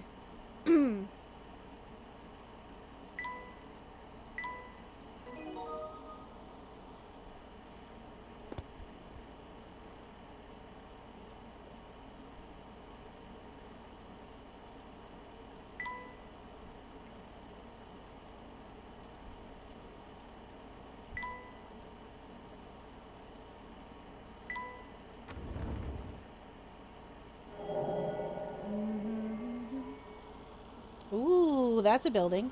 This place gives me goosebumps. Yes, I'd second that. I'm sticking close to you two.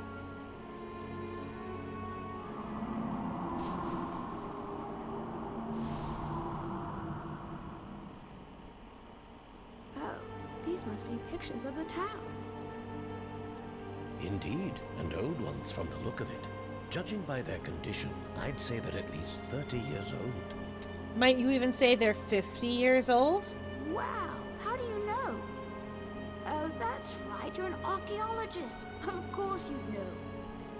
By the by, his official profession is archaeologist. Professor Layton, Indiana Jones. Now, Luke, don't tell me you actually forgot.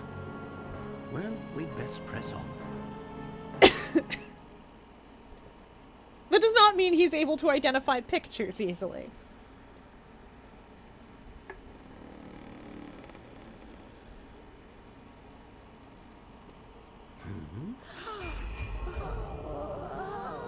What on earth? Professor, what was that? Let's go. Oh.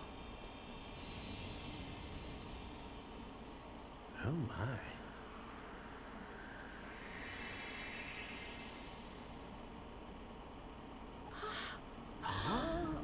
What's that? Oh.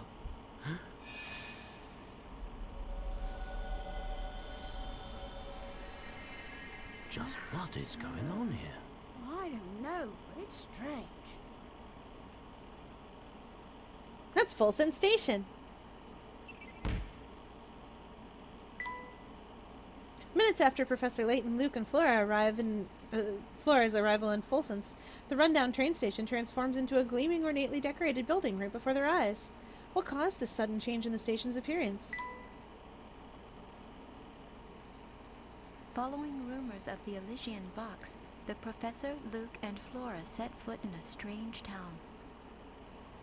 But cautious as they were, Hi, Mixy nothing Minty could Pepper. prepare them Welcome for the in. events to follow. We're playing Professor. One moment, my mouth doesn't work because I am an octopus, and also I am covered in bows. These bows are bows I put on anytime someone in the video game says a thing about gender.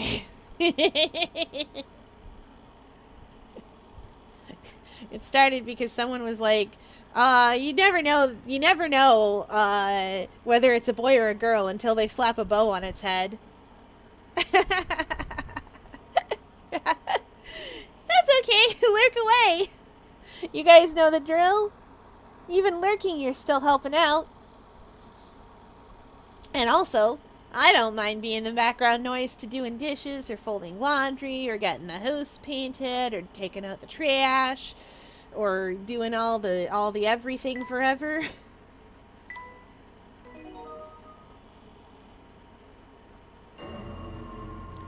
Ooh, the phantom town of Full Sense. Oh boy. Now we get to the meat of the game. So this is the phantom town we heard about, huh? It's like something from a horror novel.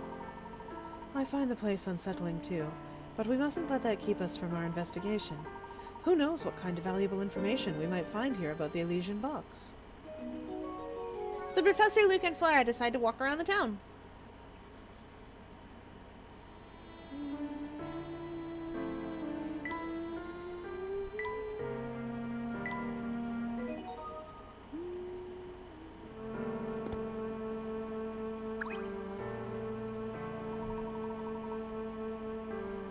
Oh, funny running into you here. Hello, howdy, hi, and all that. Hey, you're... the mailman, yep. I've got mail to deliver here, but it's so dark that it always takes forever. No wonder the people always seem so on edge here. Well, that's all the more reason I need to bring a little sunshine into everyone's life with the mail. Wow, you deliver letters all the way out here? I sure do, and I've got a schedule to keep while doing it. So on that note, I'll be off. See you around. Bye, Parcel. It would seem that our friend the postman works a very, very wide area for mail delivery. Really? But how does he do 2 routes every single day? Unless he has some kind of jetpack, that's just impossible. You may think so, Luke, but our world is full of inexplicable phenomena. This is just but one of many. Oh, I guess so, but it still seems pretty much impossible to me. Ah, nothing's impossible when you work for the post. I knew it.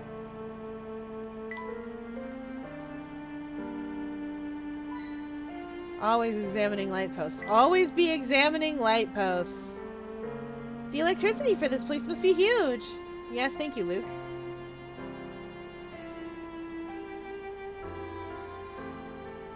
Always be examining light posts.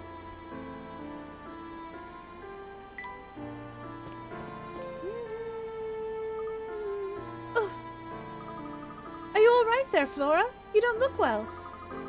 I'm not sure. I just started feeling sick all of a sudden.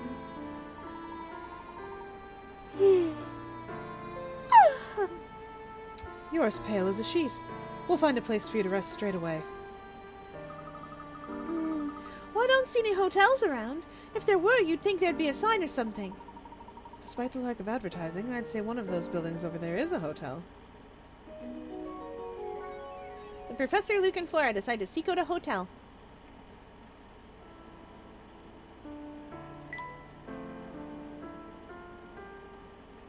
This one. Ah! That's a puzzle, chat. Chad, it's a puzzle in my puzzle game. In front of the town train station are 4 buildings standing up in a row. One of these 4 is supposedly the local hotel, though it lacks a sign. Even so, if you study the area carefully, you should be able to tell which of the buildings is the hotel. Can you figure out which of these 4 buildings is the hotel?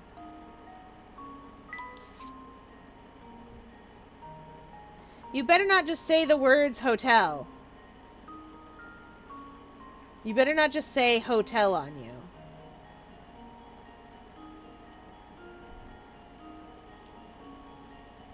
Oh, it's here. See. Here, look. It says hotel. H-O-T-E-L.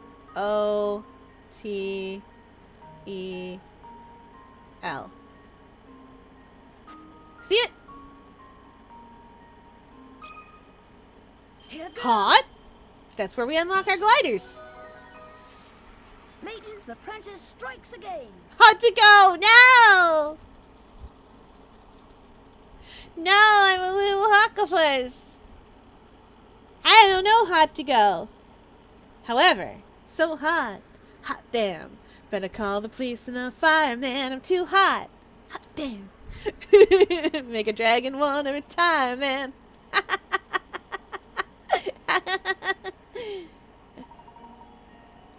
That's right. The windows and door of the building C spell out the word hotel. Dragon? End of Dragons reference. Yells. You got an ingredient. Dream fluff. Use it to create tea blends. You got it. How are you doing, Flora? Any better? A little bit. I think with a little rest I'll be back to my old self. Flora, Luke and I are going back out to learn more about the town. Why don't you stay here for a while and rest up? Yes, take it easy for a while, Flora. We'll be back before long. Thanks, Luke.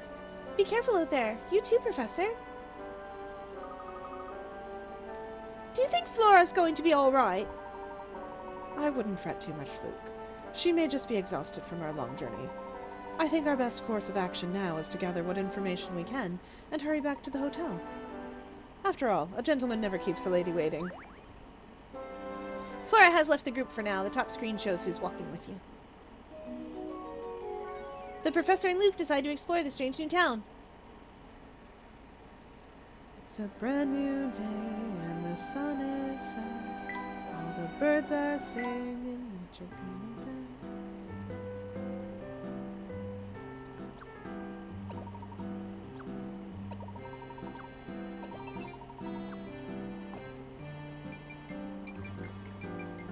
Is this? Nope.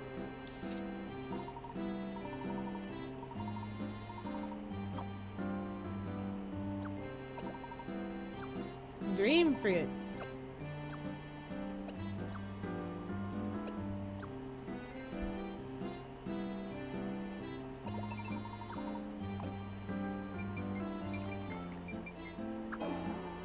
Aw, but I got a new thing. I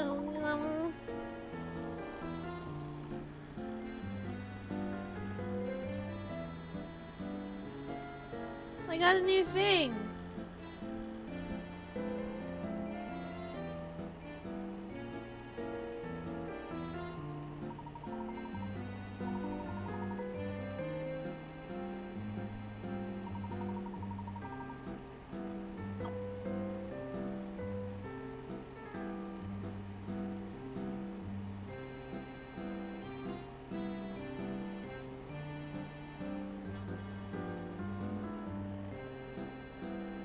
Is there nothing I can brew with it?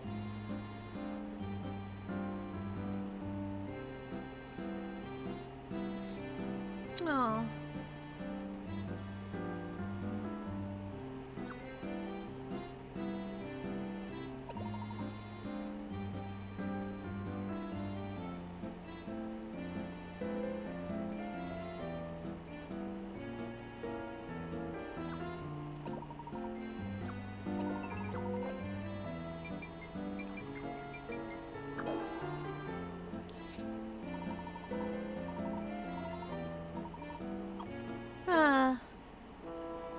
Well, we'll fuss with that later.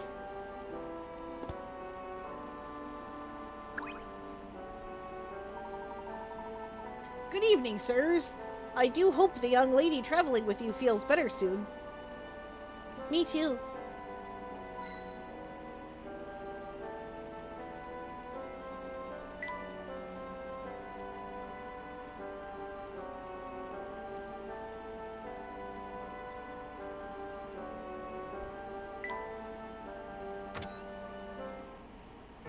Mina just called me canon accurate Cosmo. Amazing! Everything I've seen leads me to believe that Dr. Schrader visited Full Sense. The Elysian box and the facts we need to solve this mystery of his death are close by, I'm sure of it.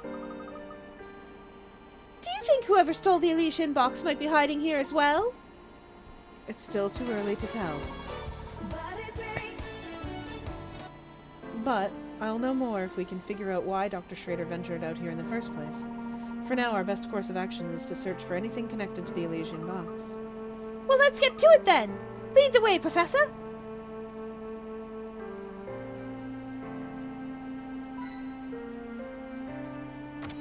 Oh, I didn't mean to... That's the hotel. I didn't mean to go in there. I knew it! Always be checking windows. Windows, lamps, anything that looks like bushes. There's hint coins everywhere.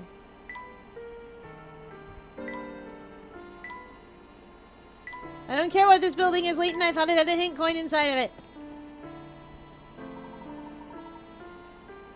Mark my words, Samuel.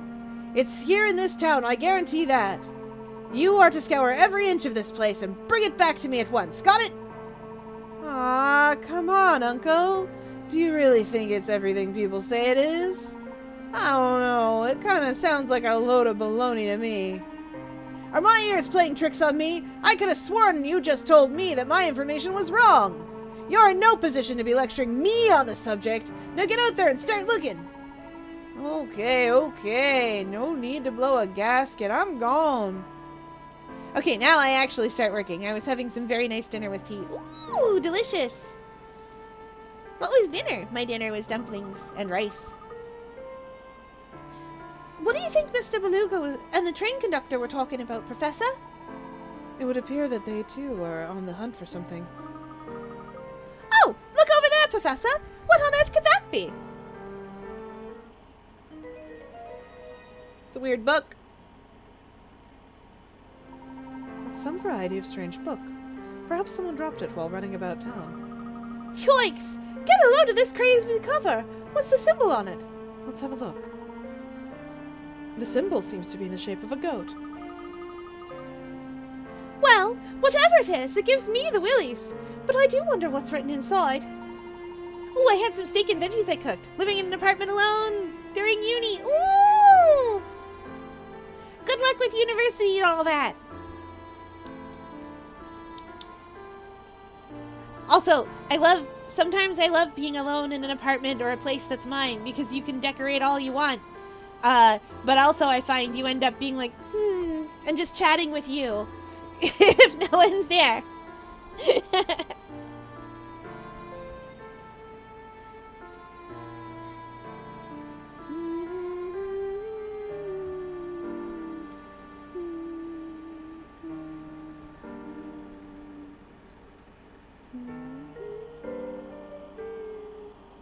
Ooh.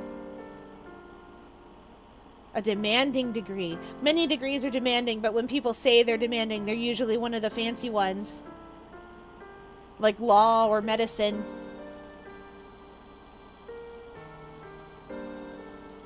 All good degrees. Hard to say with the book locked up as tight as it is, isn't it?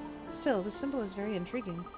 Say, Professor, maybe somebody in that antique shop can tell us something about it. Excellent idea, Luke. Let's begin our investigation there. The old diary option has been added to the trunk.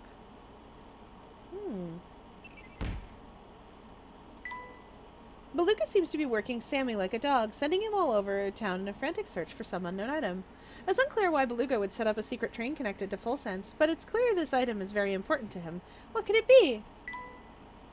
What could it be? The professor and Luke decide to visit the local antique shop. I study the art of designing buildings and everything to do with them, also known as architecture! Oh, we love a good architecture around here. Hee hee! Ta-da! No, architecture's great. I say this as a person who spent a lot of time looking at really bad architecture and being like, I know that it's bad from a stylistic standpoint, but I wonder if people who understand architecture also think McMansions are the worst thing that has ever been. And they are. I learned so much about things like roof lines and why you can't mix Rococo and some other design elements. And things like that pillar doesn't hold anything up, but maybe it should. And the difference between Art Nouveau, Art Deco, and the design philosophies of brutalism. I like concrete, it's cool.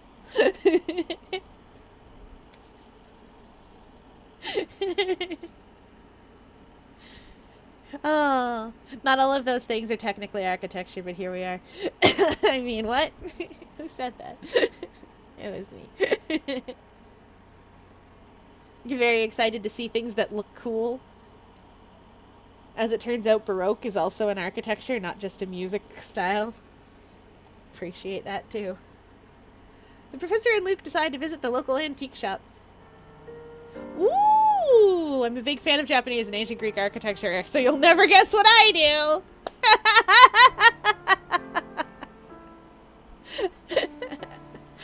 do! Columns everywhere.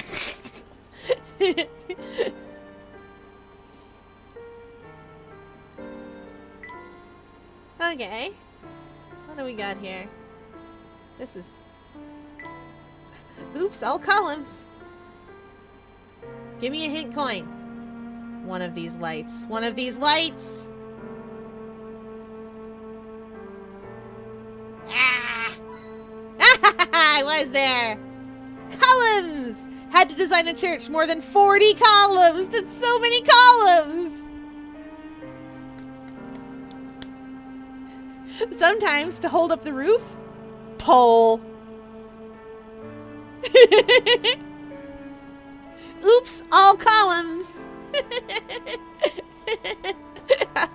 They can't all be ionic columns, though. That's... Deep in my heart, I want them all to be ionic columns, but you know. Sometimes you can't. Oh, Deep Blue. Some problems can't be solved by chess. Open air, too. It was designed for hot climate. Oh, I love that. Hey, what's Shelmy doing here? Why are you here, my guy? I don't remember you in the car with us. Main columns were thicker. That's sensible. He's not even a puzzle. Gosh, it's been 2 seconds without a puzzle. Inspector Chilney! Where did you come from? Humph! Took the words right out of my mouth, laddie. Wasn't expecting to see you two in a place like this. After some field work at Dropstone, I was able to deduce that the town and the Elysian box are linked. Dr. Schrader had stockpiled quite the stack of research on the Elysian box. The criminal I'm in pursuit of is more likely than not kill the doctor to get his hands on that box. So instead of chasing the man, I decided to chase the box, and when I find it, I'll find the culprit. Wow, that's a solid bit of reasoning there. Well, I didn't expect that from the inspector. My family and a teacher from my school already want me to design them a house. Ah! Eh? Did you say something, lad? No, sir. Not a word. Good, because I got no time for idle chit-chat. I got a murderer to catch and cart back to London. Come along, Barton. We're leaving. Yes, sir.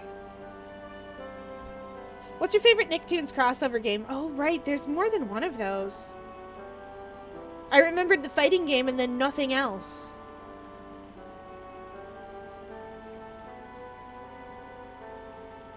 But wasn't there a Nicktoons MMO?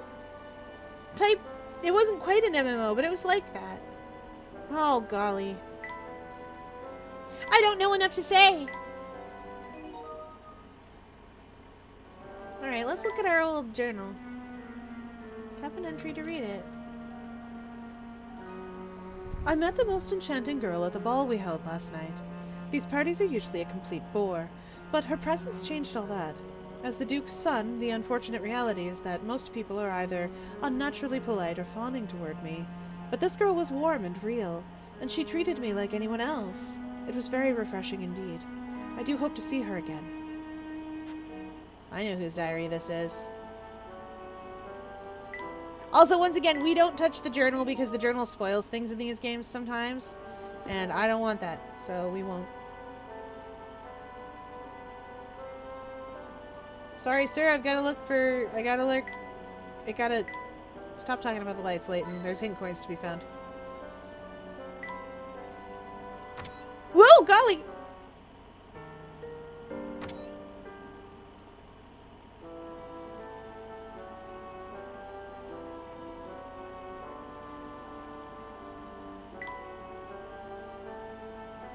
I wouldn't sit in a chair like that with a good book. That's the chair for good book. Actually, that's the chair for good book, right there. This one was almost it. But that's the chair for good book right there. Well, time to take 4 hours worth of notes in one. Oh, good luck. I know that vibe. Oh, hello. Good day. Are you out shopping for anything in particular? I apologize, but we're not here to shop today. However, I was wondering, have you ever heard of an antique called the Elysian Box? Oh dear, here we go with that box again. You know, you're the third party to ask about it today. The third? Well, these two detectives you just saw were just asking about it, and half an hour ago there was a young lady. She seemed interested in knowing whether anyone had been searching for the box around town. Can you describe the young lady? Oh, she was quite the beauty. She wasn't a local, but she had the face of someone that just seemed familiar. Oh, welcome in, Darthunny! We're solving puzzles, but there hasn't been a puzzle in like 3 or 4 minutes. So I'm confused. But that's okay.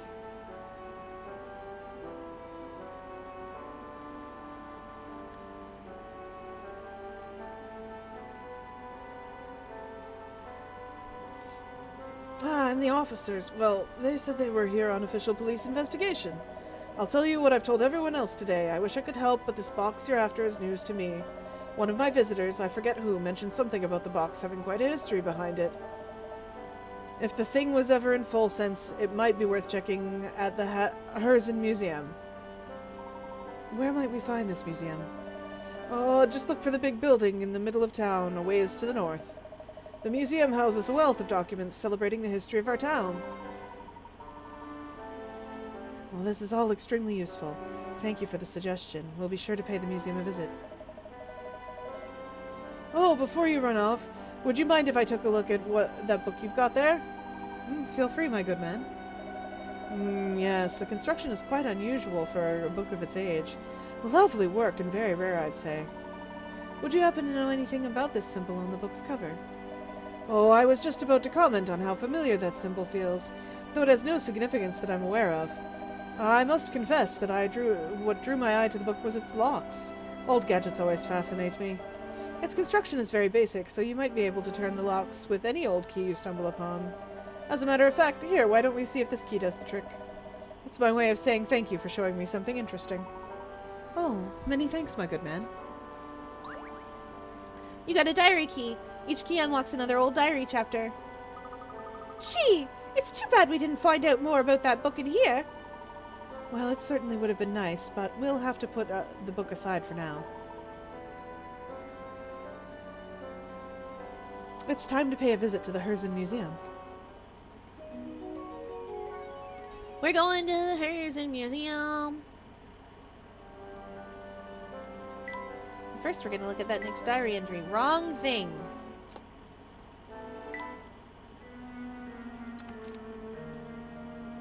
I had the great fortune of bumping into that girl from the ball again today. She's the daughter of some fancy lord or another, and it shows. Her intellect is matched only by the grace she displays. To be honest, I'm quite taken with her and have already started courting her. However, I fear Father seems less than pleased with the idea. Oh, Dad doesn't like it, huh? Well, that's never mattered to children. More people need to read Romeo and Juliet for what it is.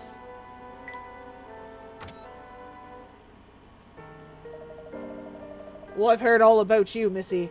I know you've been asking around town about that box. Oh, but I just... And before you say anything, well, I don't care who your dear old dad is. No one's above the law. In my eyes, anyone out chasing the Elysian box moves to the top of my suspects list. No, you've got it all wrong. Sir, if you wouldn't mind. What is it, Barton? Can't you see I'm in the middle of something here? Yes, about that, sir. The criminal we seek killed a man to obtain the Elysian box, so the villain should have it already. If the young lady was our culprit, she'd have no need to ask around about the box, in my opinion, sir. Oh, is that so, Barton? Humph! I don't recall ever asking for your analysis of the situation. Terribly sorry, sir. Please forgive my momentary lapse in judgment. I'll just be going now. Barton! Get back here this instant! I'll have your nightstick, I swear! Ah! Phew.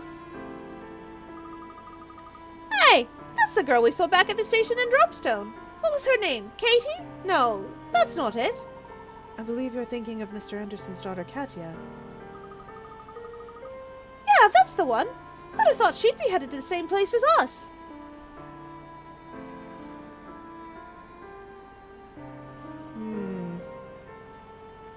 Indeed. Wait, and I haven't had a puzzle in too long.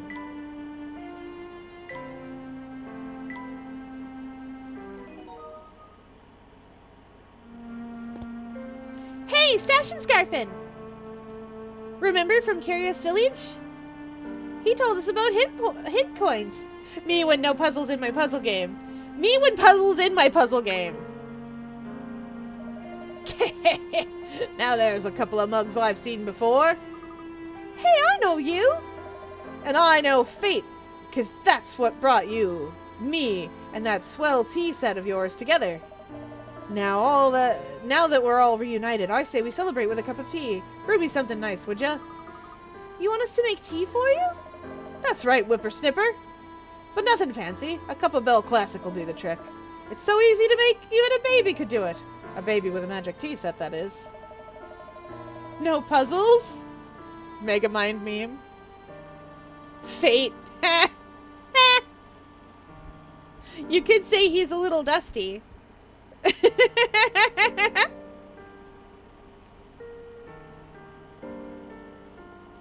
Anywho, all you need is some oasis leaf, a little briskberry, and a sprinkle of bell tart seed.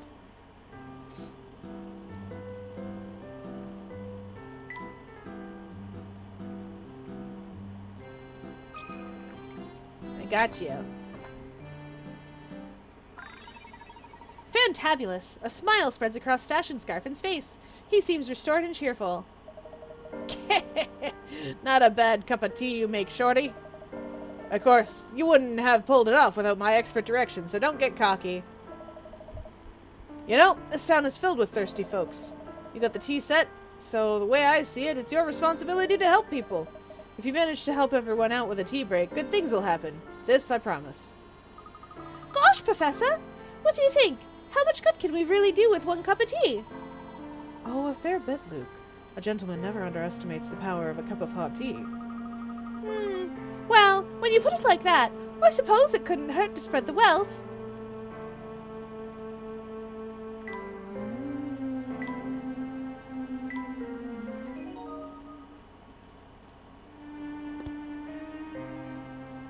Puzzle! Golly, you two sure are running around a lot. Makes me tired just watching you. Why don't you rest a spell with this puzzle I got here?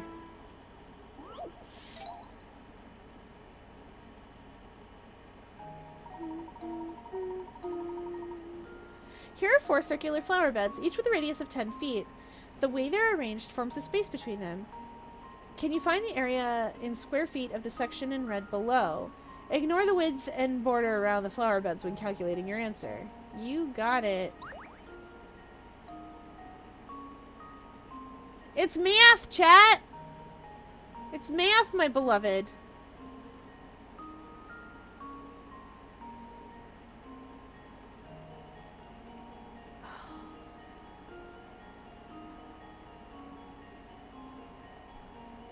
Yeah! I've got to calculate the radius of a circle.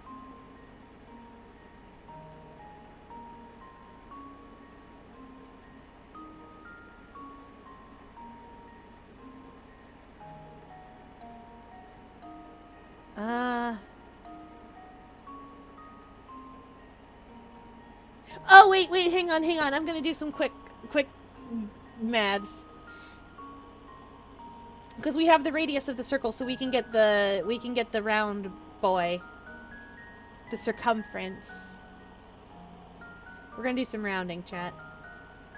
And if we can get the circumference, then we can figure out these two. And that'll give us the area. Why do you have a calculator? I'm playing a game! I've done that before. So I'm gonna pull a calculator.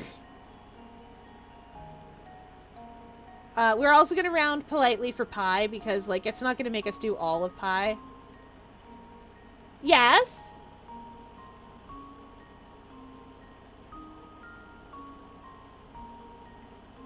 Tell Chad about the clock puzzle.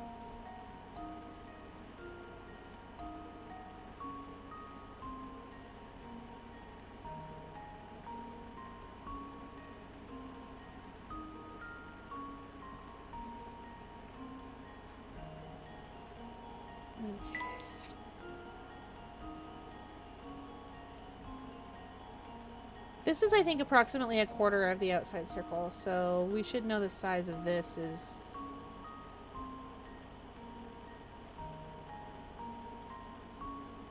Okay... This should be 400 feet big. I think. Approximately.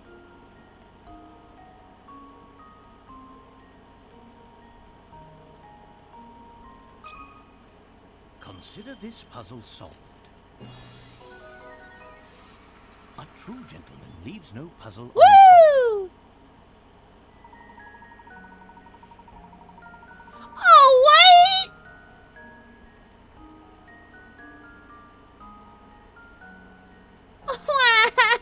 Chat! I could have made a square. Oh, this is unacceptable treatment of me. I could have just made a square. Boo! I did circle math. I did circle math.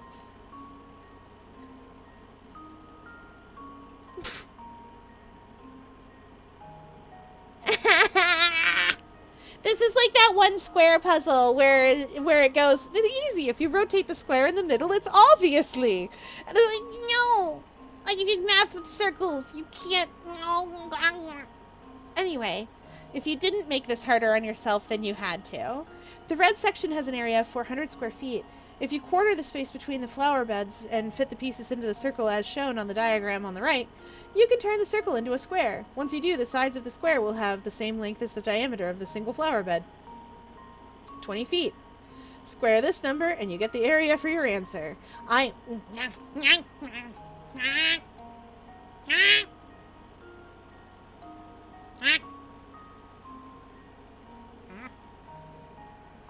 What?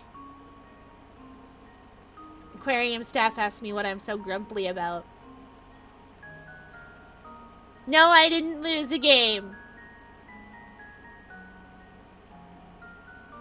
No, it is not the clock puzzle all over again. We did that earlier.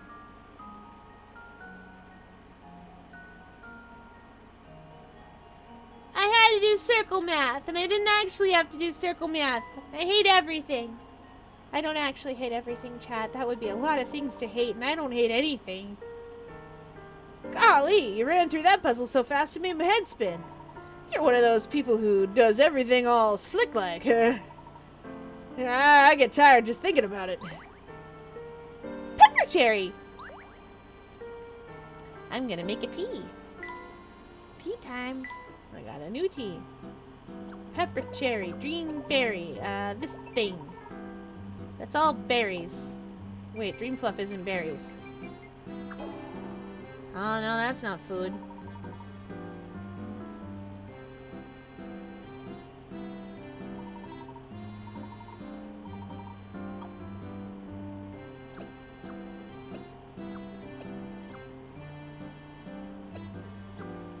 Oh, that's the new stuff.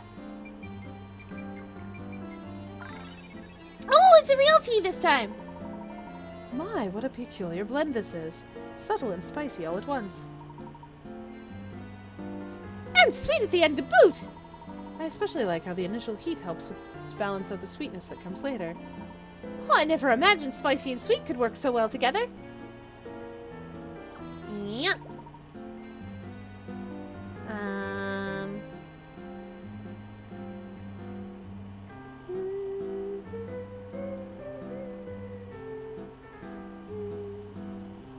Well, if you guys want spicy... Oh, I already put this in. Well, if you want spicy, let's put spicy. We can't put all 3 ingredients in, right? But still, let's put spicy. I already tried Oasis Leaf and Dreamberry. Oh, spicy! My entire mouth's all tingly now. Yes, there's quite a healthy dose of pepper cherry in there, no doubt about it. I kind of like it. It makes me feel very peppy. Next time I'm feeling down, I'll know what to reach for. Yes, a good cup of cherry boost can be quite nice every once in a while. I don't think I have any more things I can make like this.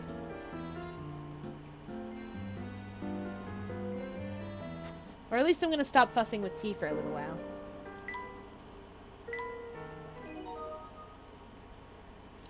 There's a lot of combinations in there.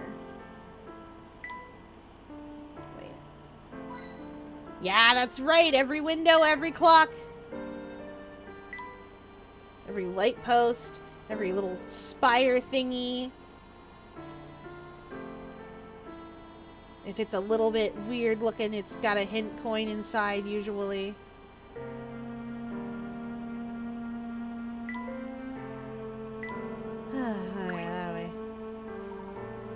Sir, a minute, please. Oh, hello there.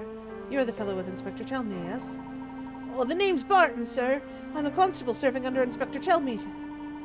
Oh, I feel obliged to let you know you may want to reconsider bringing the child up this way. Why? What's up ahead? Things best left unknown till you're older, lad. My advice is to do an about-face and leave the area. What is there? Barton! I don't think he'll budge on this, Luke. We'll have to find another path leading up that way. Look. What is over there? Quick! Hide, Professor! I can see Inspector Chelmey over there! No need for alarm, Luke. He's likely just gathering information about Dr. Schrader's case. It seems he's finally figured out that the key to solving it lies here in Full Sense. It's as if the inspector's almost got a handle on things for once. So, let me confirm. This here is the man you witnessed asking around about the Elysian box. No doubt about it now. Yep. The man in that photograph is the one. I remember that beard anywhere. Humph. Well, that seals the deal. Just as I suspected. It seems he did make his way to Full Sense. Come along now, Barton. We're moving on.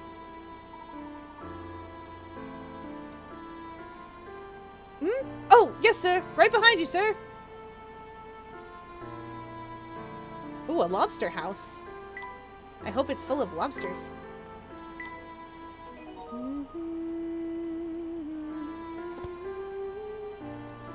Puzzle? Sorry, sir, but I can't let you in like that. We've got a dress code, see? I'll need to take that hat from you. So you're saying that we can enter if I give you a hat? Layton's never gonna give up his own hat. You don't understand. I'll show you guys why Layton's never gonna give up his own hat, because we'll play the third game. And then we'll play Professor Layton versus Phoenix Wright when we finish the original trilogies. You guys are gonna have such a great time. Professor Layton versus Phoenix Wright is such a fun game, and I didn't realize it would be so fun, but it is. Taking Felix's request for that hat at face value, you must now find another hat to hand over from the pattern shown below. The hat you're looking for will be the same shape and size as the one shown above the pattern, but it might not be facing in the same direction. Use your stylus to outline the answer.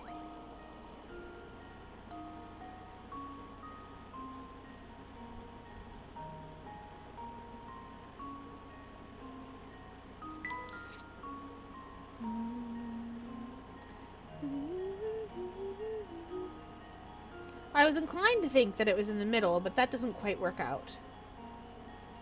So now I just have to let my eyes relax to find it.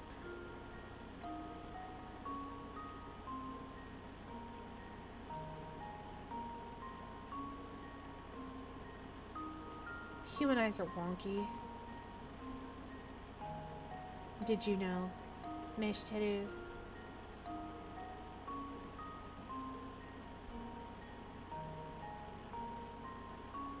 I was gonna say, I was inclined to say it was in here.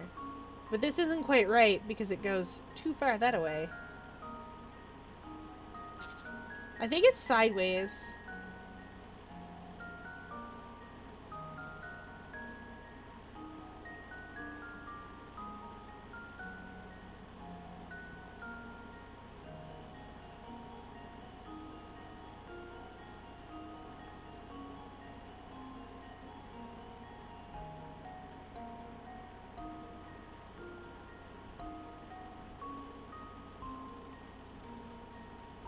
Hi, Chasing Pekka, welcome in! We're playing a Layton game. I'm looking for a hat.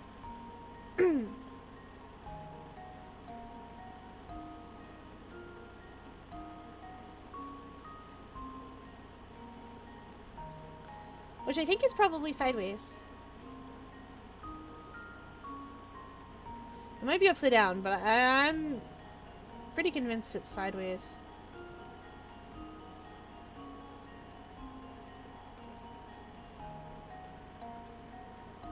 If I could just find the length of the brim.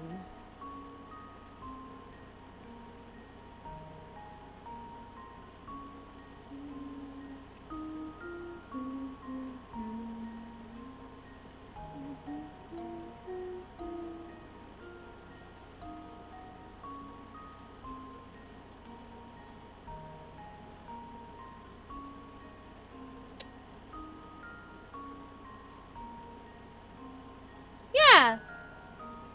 So, like, I was inclined to think it was here. But this is too long on this side. This is fine, but that side's too long. Either too long or too short. But this is the correct size for the hat, more or less. And that's what keeps drawing my eye because of the law of thirds, among other things.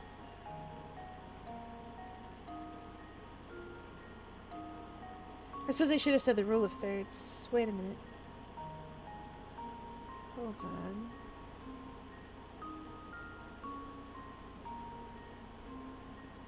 No, that's too long yet again on the wrong side.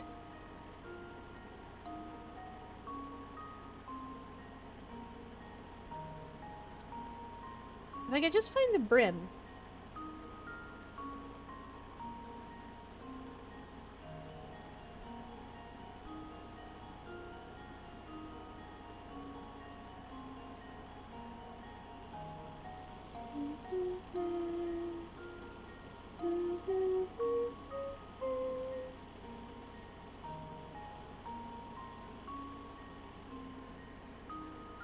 I know it's here somewhere. Where are you? Hi, Rice! Welcome in!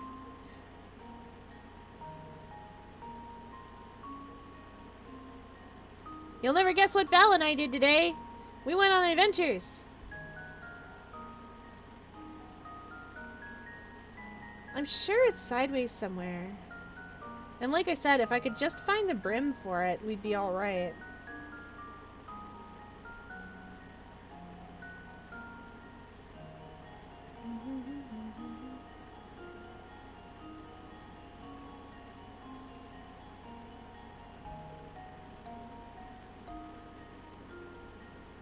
No.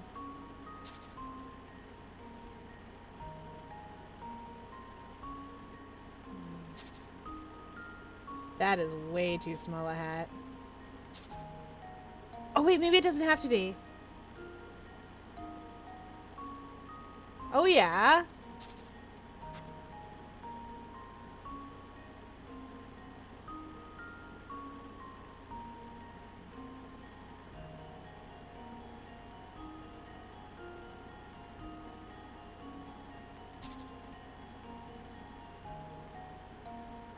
I hope it's forgiving.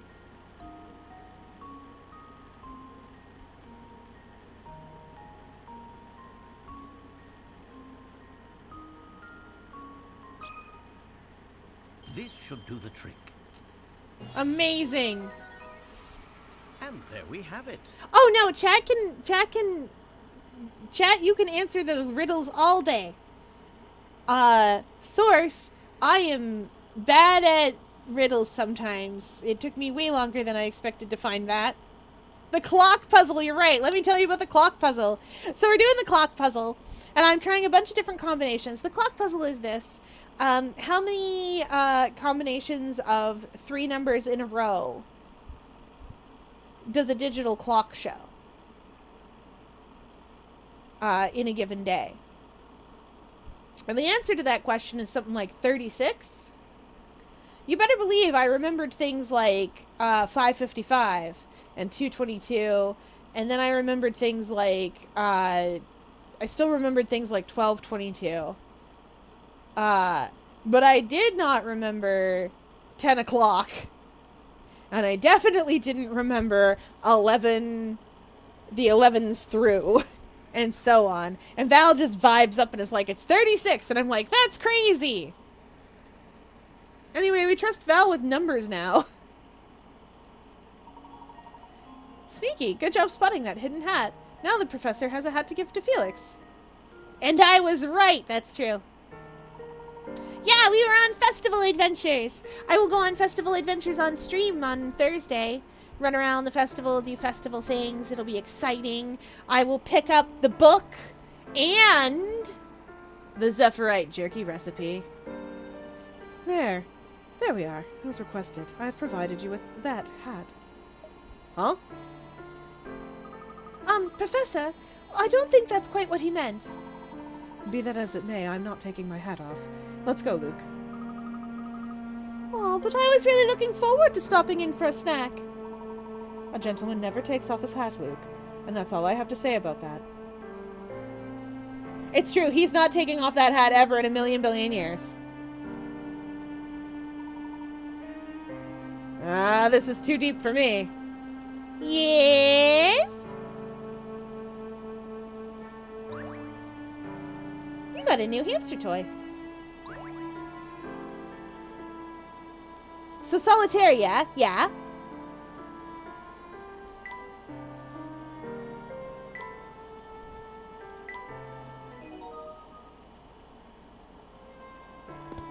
Wait, no, I wanted to open that for the hamster. Ham.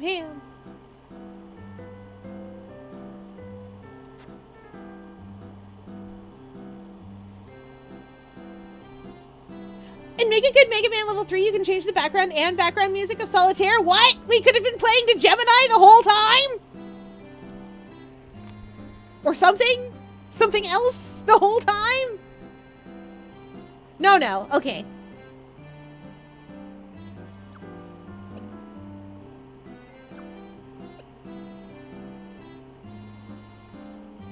Gemini, stars are out tonight.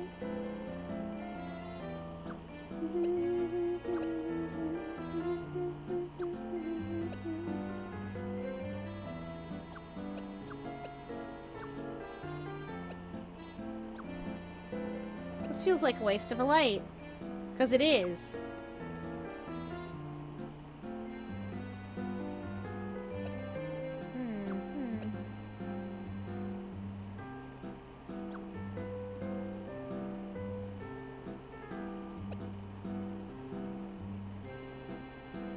That'll run him all the way over there, where he'll bump the wall. Oh, I know.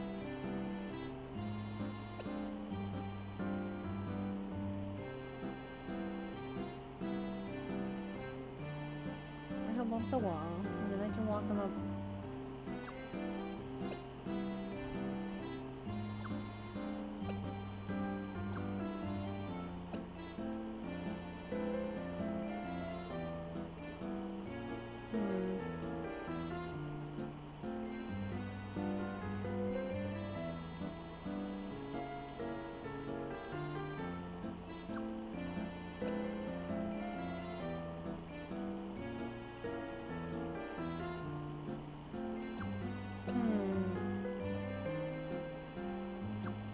Maybe I was right to put that up there.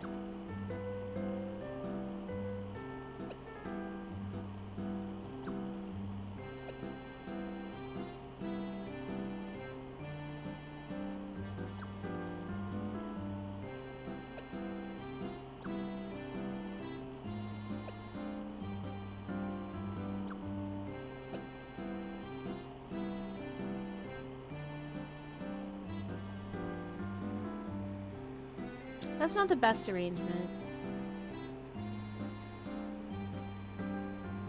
It might be okay. Whoa! My spare tire is gone!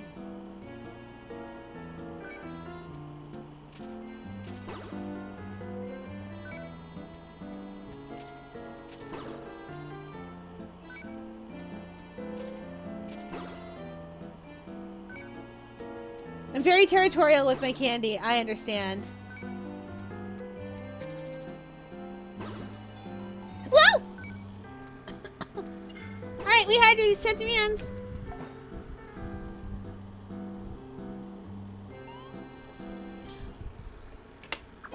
And a stretch. Stretch. I know there's a way to get those other 2 steps out. Using that block, I know there's got to be a way to get those other 2 steps out.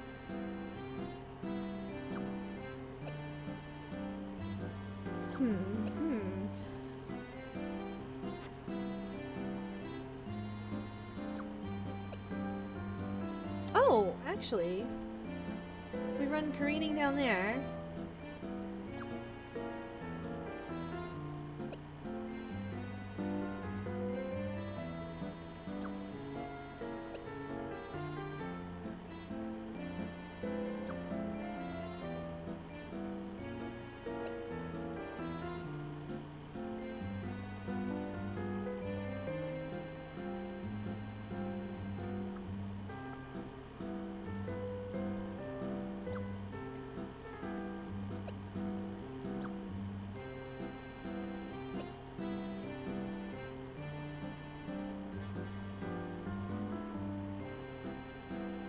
That should do it. Is this too far? No. We'll see. I may Whoa! put them in My slightly the spare wrong tire is place. gone! Alright, settle down, Navi.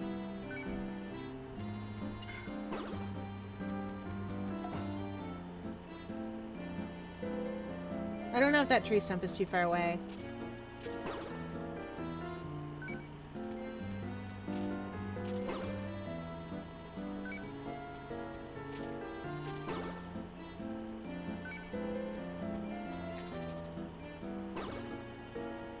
Oh no, this is still only going to be 22.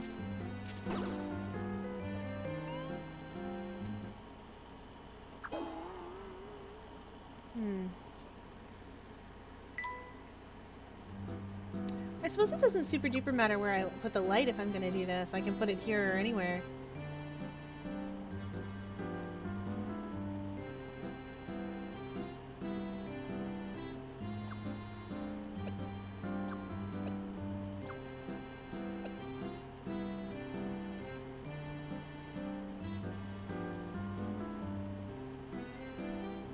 It's still not really enough.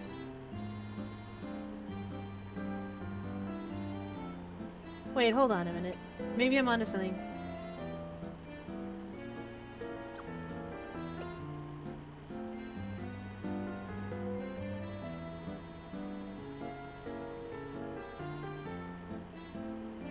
Maybe.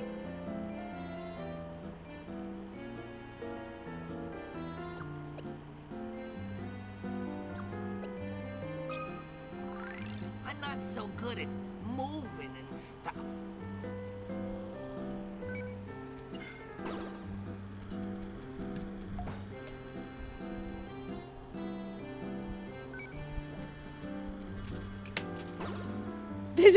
There's a thing that makes your text leet speak. That's amazing. We all love leet speak in this house. We do! Oh yeah, no, this is gonna be the same number of steps no matter how I organize it. I actually just need more toys.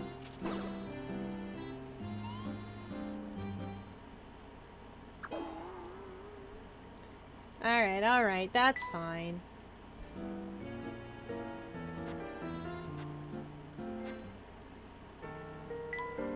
Had to play with the new toy.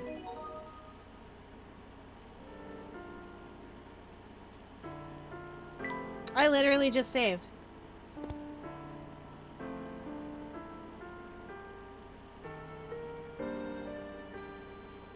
Ah!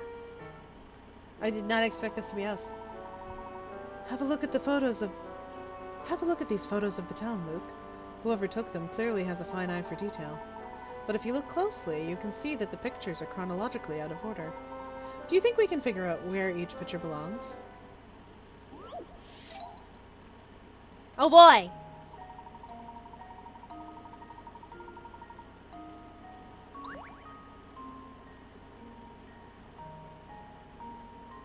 Four photographs decorate the wall of Joseph's photo studio. Each photo depicts the same area and was taken at the exact same time of day. However, each photo was taken at a different point in time, and if you look carefully, you can figure out the order in which these pictures were taken. Enter your answer using the letters attached to each picture, A, B, C, and D, starting with the earliest.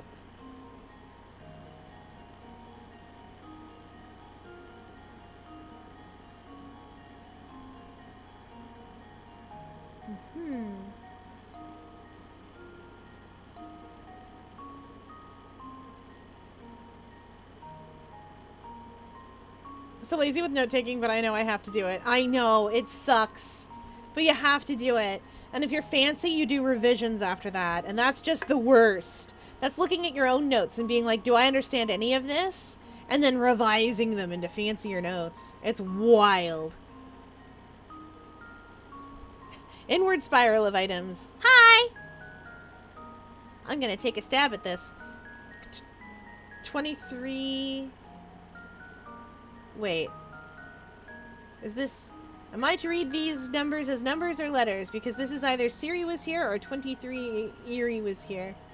Or some other fun thing.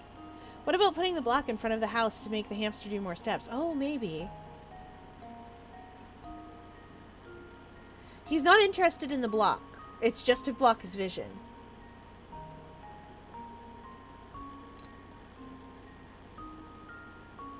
Lamppost missing.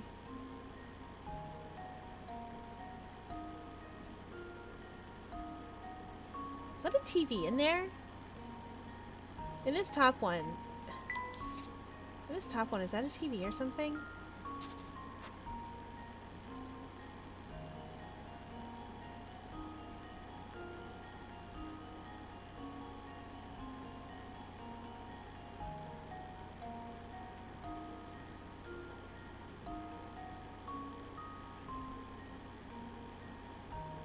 Okay, let's see what we can find for differences.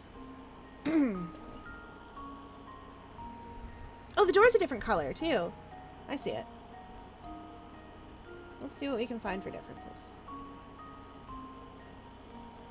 Chat, if you're wondering how to do spot the difference, really quickly and easily, it's really quick and easy to do.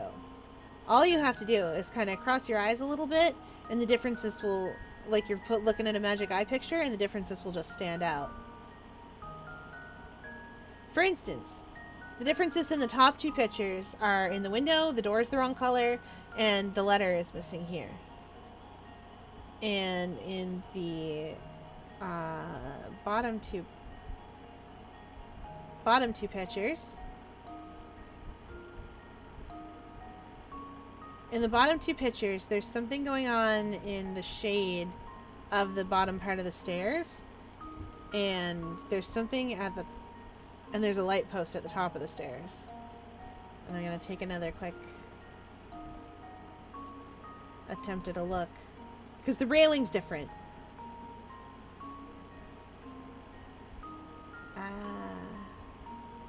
My eyes don't work like human eyes because I am an octopus. This is very difficult. Makes sense that the railing's different because it's dark. Okay.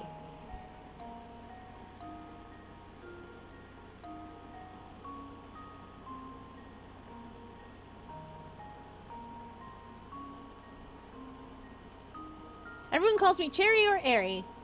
Huh. Which do you prefer? I don't want to take more notes in Spanish. Spanish sucks. Well, it doesn't suck, but I suck at it. I know this because I'm taking a Spanish class. I'm a native Spanish speaker studying my career in Spanish. Oh, no! No more Spanish notes! No more notes for anyone!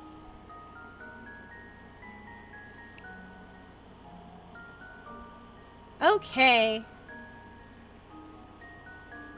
Man, gender neutral. Yeah, true facts. Listen. The number of times I have said, heck yeah, brother, in the wrestling sense.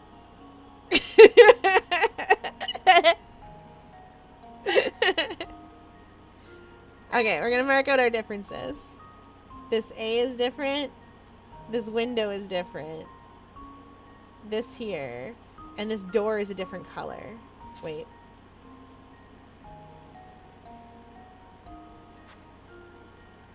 Is that window broken? Is that what's going on?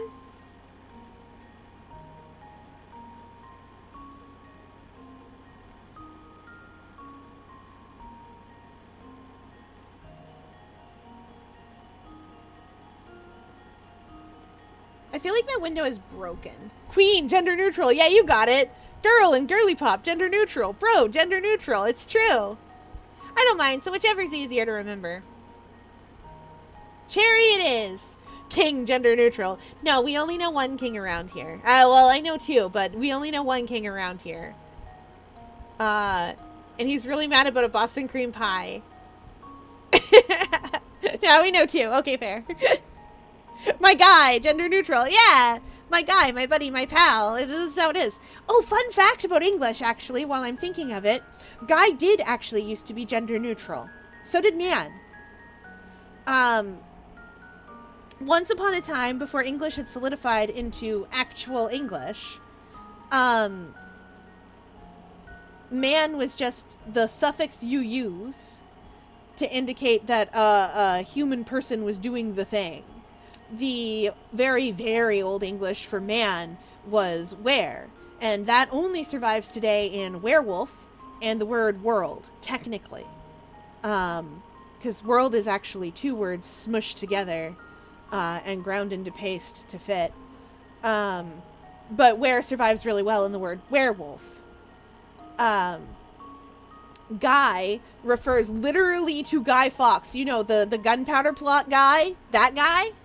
Refers literally to that guy specifically, but then it slowly came to mean just sort of like a slovenly, stupid person, and then from there, it started to be used for everybody, and then from there, it became gender neutral, and then it came back around and got gendered again. Ta-da! English! The king, negative. The king, positive. And the catoid king, positive. Yes!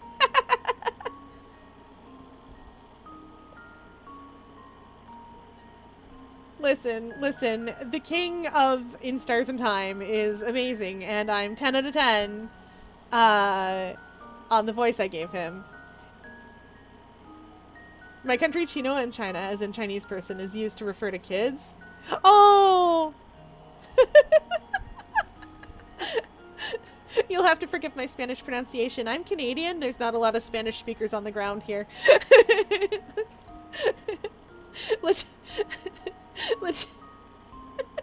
Lachina Dahi. That kid over there. Oh no. It's okay. Also, I'm an octopus. I was raised bilingual. Amazing. Fun facts about history. The USA has the original British accent. Yes! We evolved the accent like Canada has the original Canadian accent. Yes! That's true. Because the original Canadian accent, it is true. It was French. That's actually true. The way that English used to sound is still the way that it sounds in places in America. Now, of course, it's branched off and gotten into all sorts of shenanigans. But we know that because of etymology and a bunch of other reasons, we know that English sounds more like English that was spoken in, oh golly, nearer the beginning of the Age of Sail. In America. And English in England carried on evolving into a different English that is what we know as fancy received pronunciation English.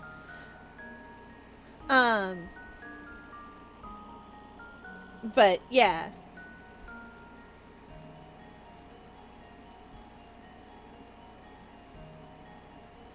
Okay.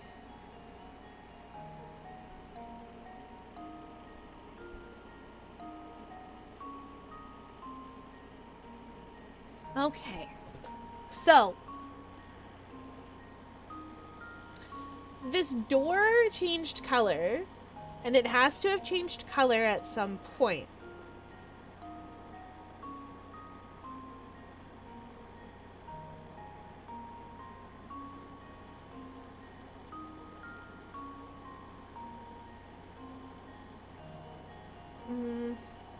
So this is either first or last.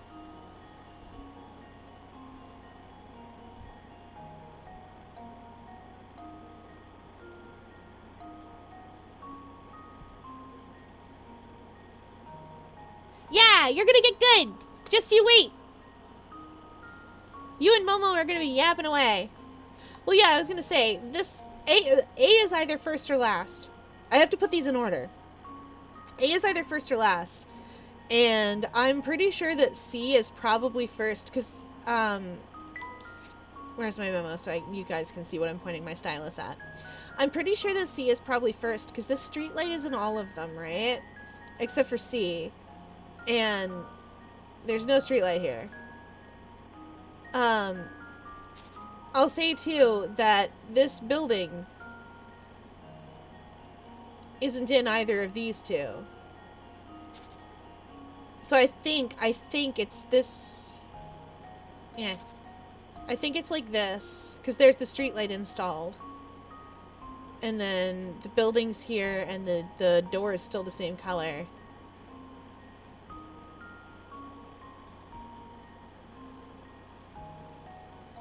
So I think it's CDBA.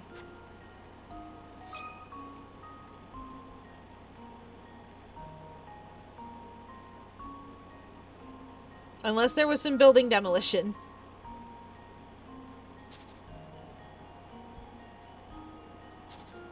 Please recognize how my letters. Thank you. I'm very bad at human letters. Here goes. Let's go. Okay. Oh, yes. When in doubt, C. Yes. Yeah, you and Momo will be yapping in no time in languages I don't speak. You'll have a great time.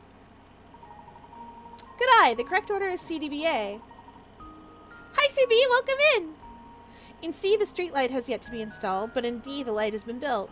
In B, there's a new building in the background, and the restaurant's window is broken. Finally, in A, the broken window seen in B has been patched up. Oh, that's a window patch. That's what it is. Has been patched up, and some of the lights in the restaurant's sign have been burned out. What's more, the door of the photo studio has been painted to a different color.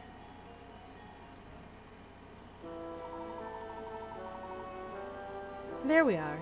If these photos are any indication, Full Sense has had quite a rich and lengthy history. Oh, something looks different about me? I don't know what it could be. It could be many things. It might be the bows of misogyny. They're not all bows of misogyny. The bows of gender roles. You see, in this game, what happened was we were looking for something that had gotten away from its mom. And and we're talking to a nice elderly couple. Must be a new skin pattern. Yeah. New chromatophores. I don't have chromatophores properly because I am a Dumbo octopus. Or an umbrella octopus, depending on what you like to call me. Grimpoteusis, however you want to say it. Secretly under there, I got little fin ears. One sec, I'll blink my bows out of existence. We can take them off for a second because reasons. There we are! See? Anyway, Val very kindly, Val drew me this bow, and Catoid drew me this one. And they're stacking up because Leighton Games love to tell you that a true gentleman is never mean to a lady and so on. Single dot on Fierre's forehead moved up 1 pixel. That must be it. You are so right. Yes! I will give you credit. Listen. In this house, we credit our artists. If somebody does good art, we credit them with it. It's important. Val also drew the whisper emote. I know, because I asked them to. And then I paid them money to do it. But it's not good. You don't get to be the judge of what's good and what's not. Nope. None of that. No self-depreciation in my house. You accept compliments by going, thanks, I'm glad you like it. We're teaching Val to accept compliments. Yeah. Time to get buried in ribbons again.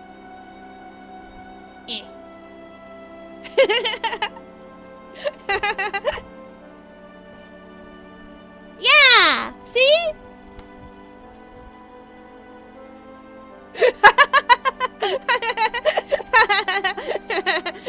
Fierre, please. Go an extra 10 minutes. Oh no. One of these days I'll give you guys a redeem. Not this day though. Chat's busy yapping. Very well. We do have to click through some scenes, right? Right. How neat. With enough of these pictures, I bet you could see exactly how the town developed. You bring up an interesting point, Luke. But if these photos are that old, why do they look so new? Now that you mention it, I suppose they do look new. Normally with shots this old, the image is a bit more deteriorated.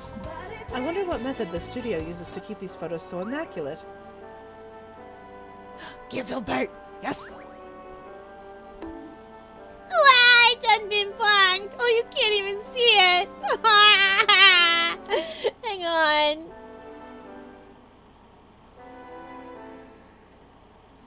I know you can see it. I done been bonked.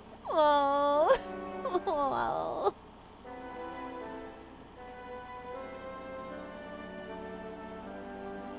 Okay, have fun! Alright, we hydrate as chat demands.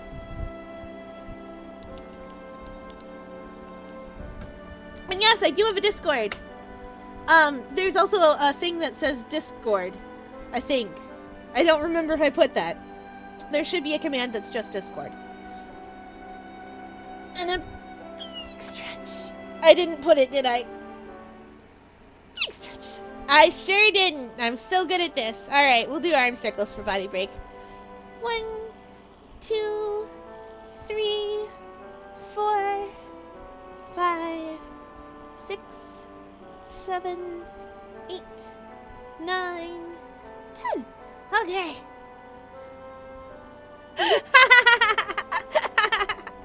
8-Ball. Do we kiss Hot Fish Man or the computer? 8-Ball hates us. 8-Ball! 8-Ball. You're here, 8-Ball. I know you are.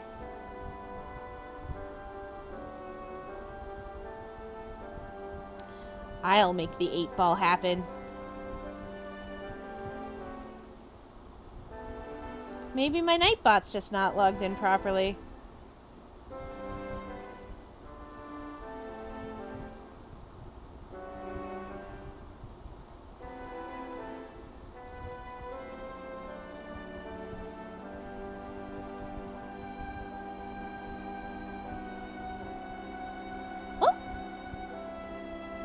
I guess my Nightbot's just not hooked up properly. I'll fix that later.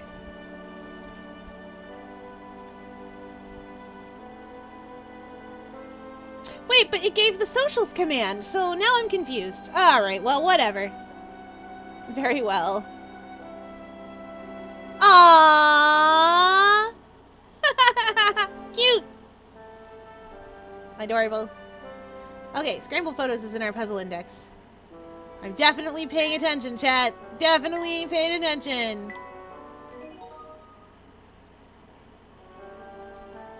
It is you as an algebraian. Hey, we fixed the camera! Let's go!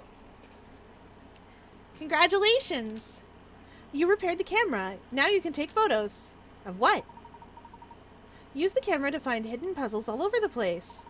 When walking in certain locations, a camera icon will appear on screen. When it does, tap the icon to snap a photo of the area. Photos you've taken can be viewed from the album in the professor's trunk. While viewing the album, tap any of the photos to play a photo hunt minigame.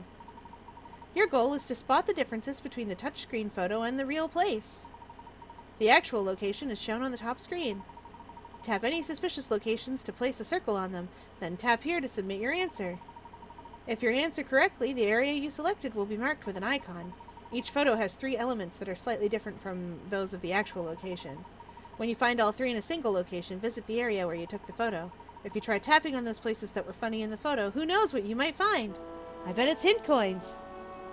Okay, odd question. Is it Duskar or Dusakar? Ooh. That's a good question.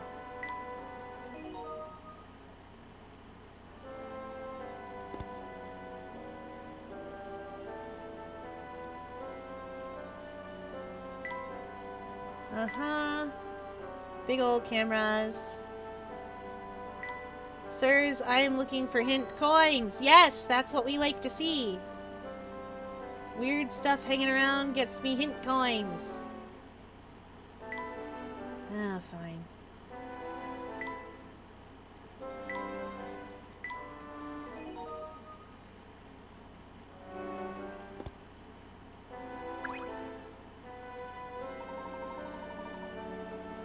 My, these photos look stunningly new for their age.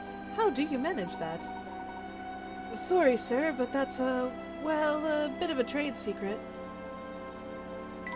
Okie dokie, bye!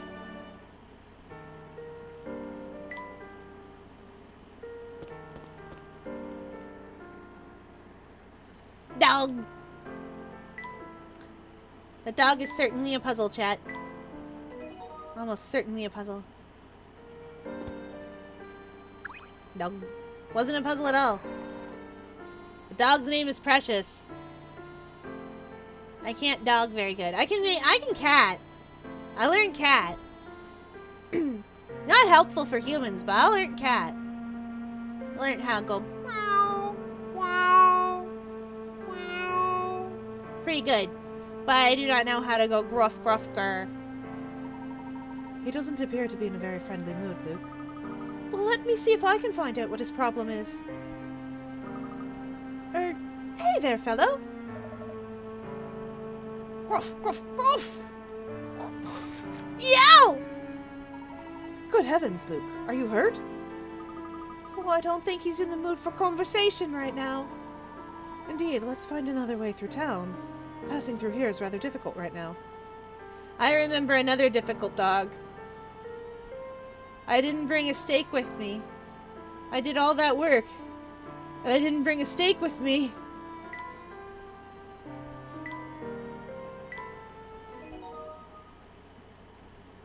For those of you wondering what I'm having horrific flashbacks to, that game is called Clock Tower, and I didn't bring a steak with me.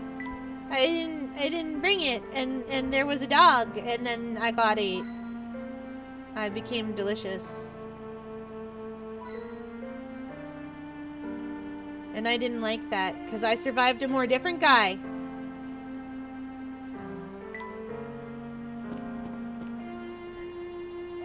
Anyway, I'm definitely not playing Clock Tower for all of you. It scares me very bad. Because what if I don't bring a steak? Or rather, if I do, I will play it with a guide to help me out. Hint coins! Hint coins, my beloved!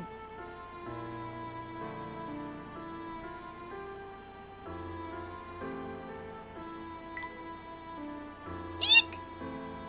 Looks like a snake could slither out at any moment. I don't always read those, but sometimes they're fun. And once again, I save a lot in this game. Knock knock! This must be the museum. Oh, but the gate's shut tight. I don't think they're open right now. I was hoping we'd find some useful information inside, but there's no sense in standing around waiting. For the time being, let's continue our investigation elsewhere. The professor and Luke decide to search the town for more information.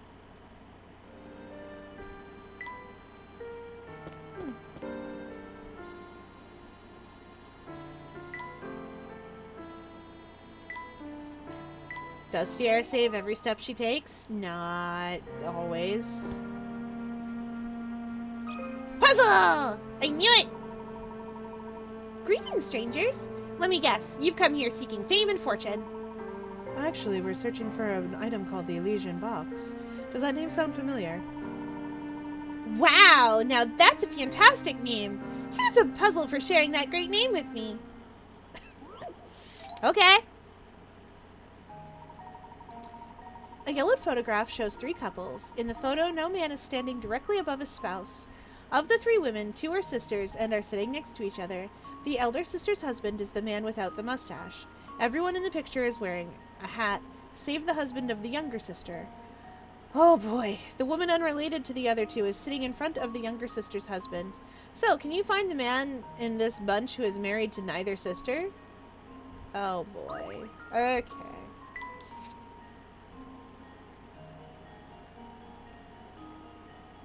Our sisters are sitting next to each other, so E is one of our sisters.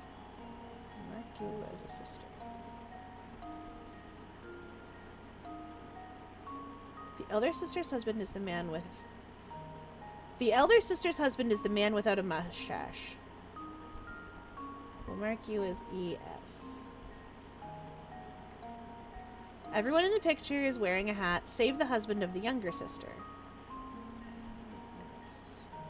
Oh, so these 2 are sisters.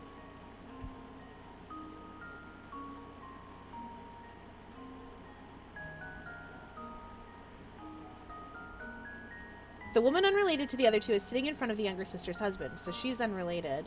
And that means that B should be married to neither one.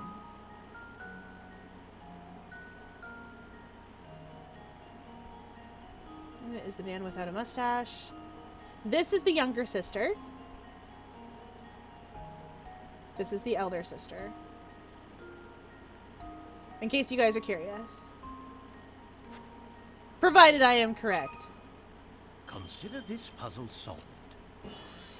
But that's just a logic puzzle, like, is the And seat there taken? we have it.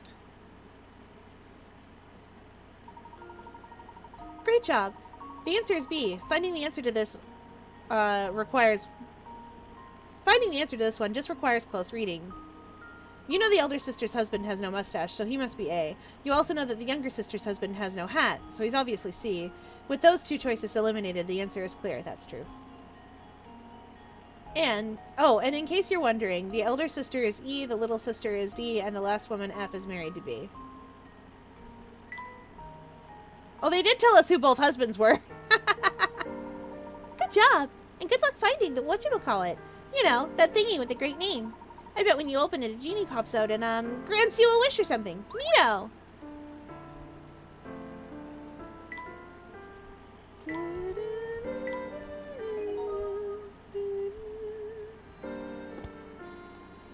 Alright, chat, you asked for an extra 10 minutes and I gave it to you, and maybe really I shouldn't have, but I did. So, you know what time it is.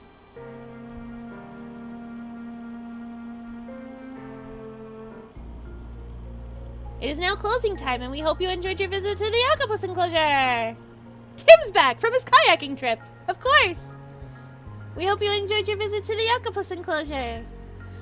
For those of you with me on Moonbeam or YouTube, that is the end of the night. For those of you with me over on Twitch, we're going to go on an adventure. I don't know where we'll go yet, but we're going.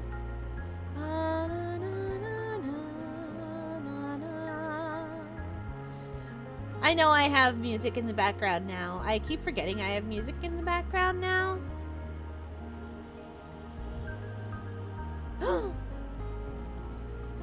Pokey, are you drawing horse girls?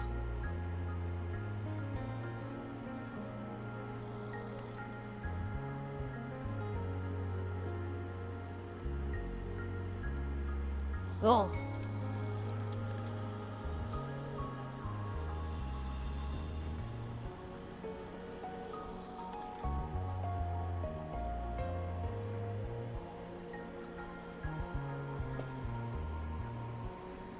All right. That is it for tonight, everybody. I will see you all tomorrow. We're playing Phoenix Wright. We might even finish it. We might even finish it. All right. Thanks for playing along.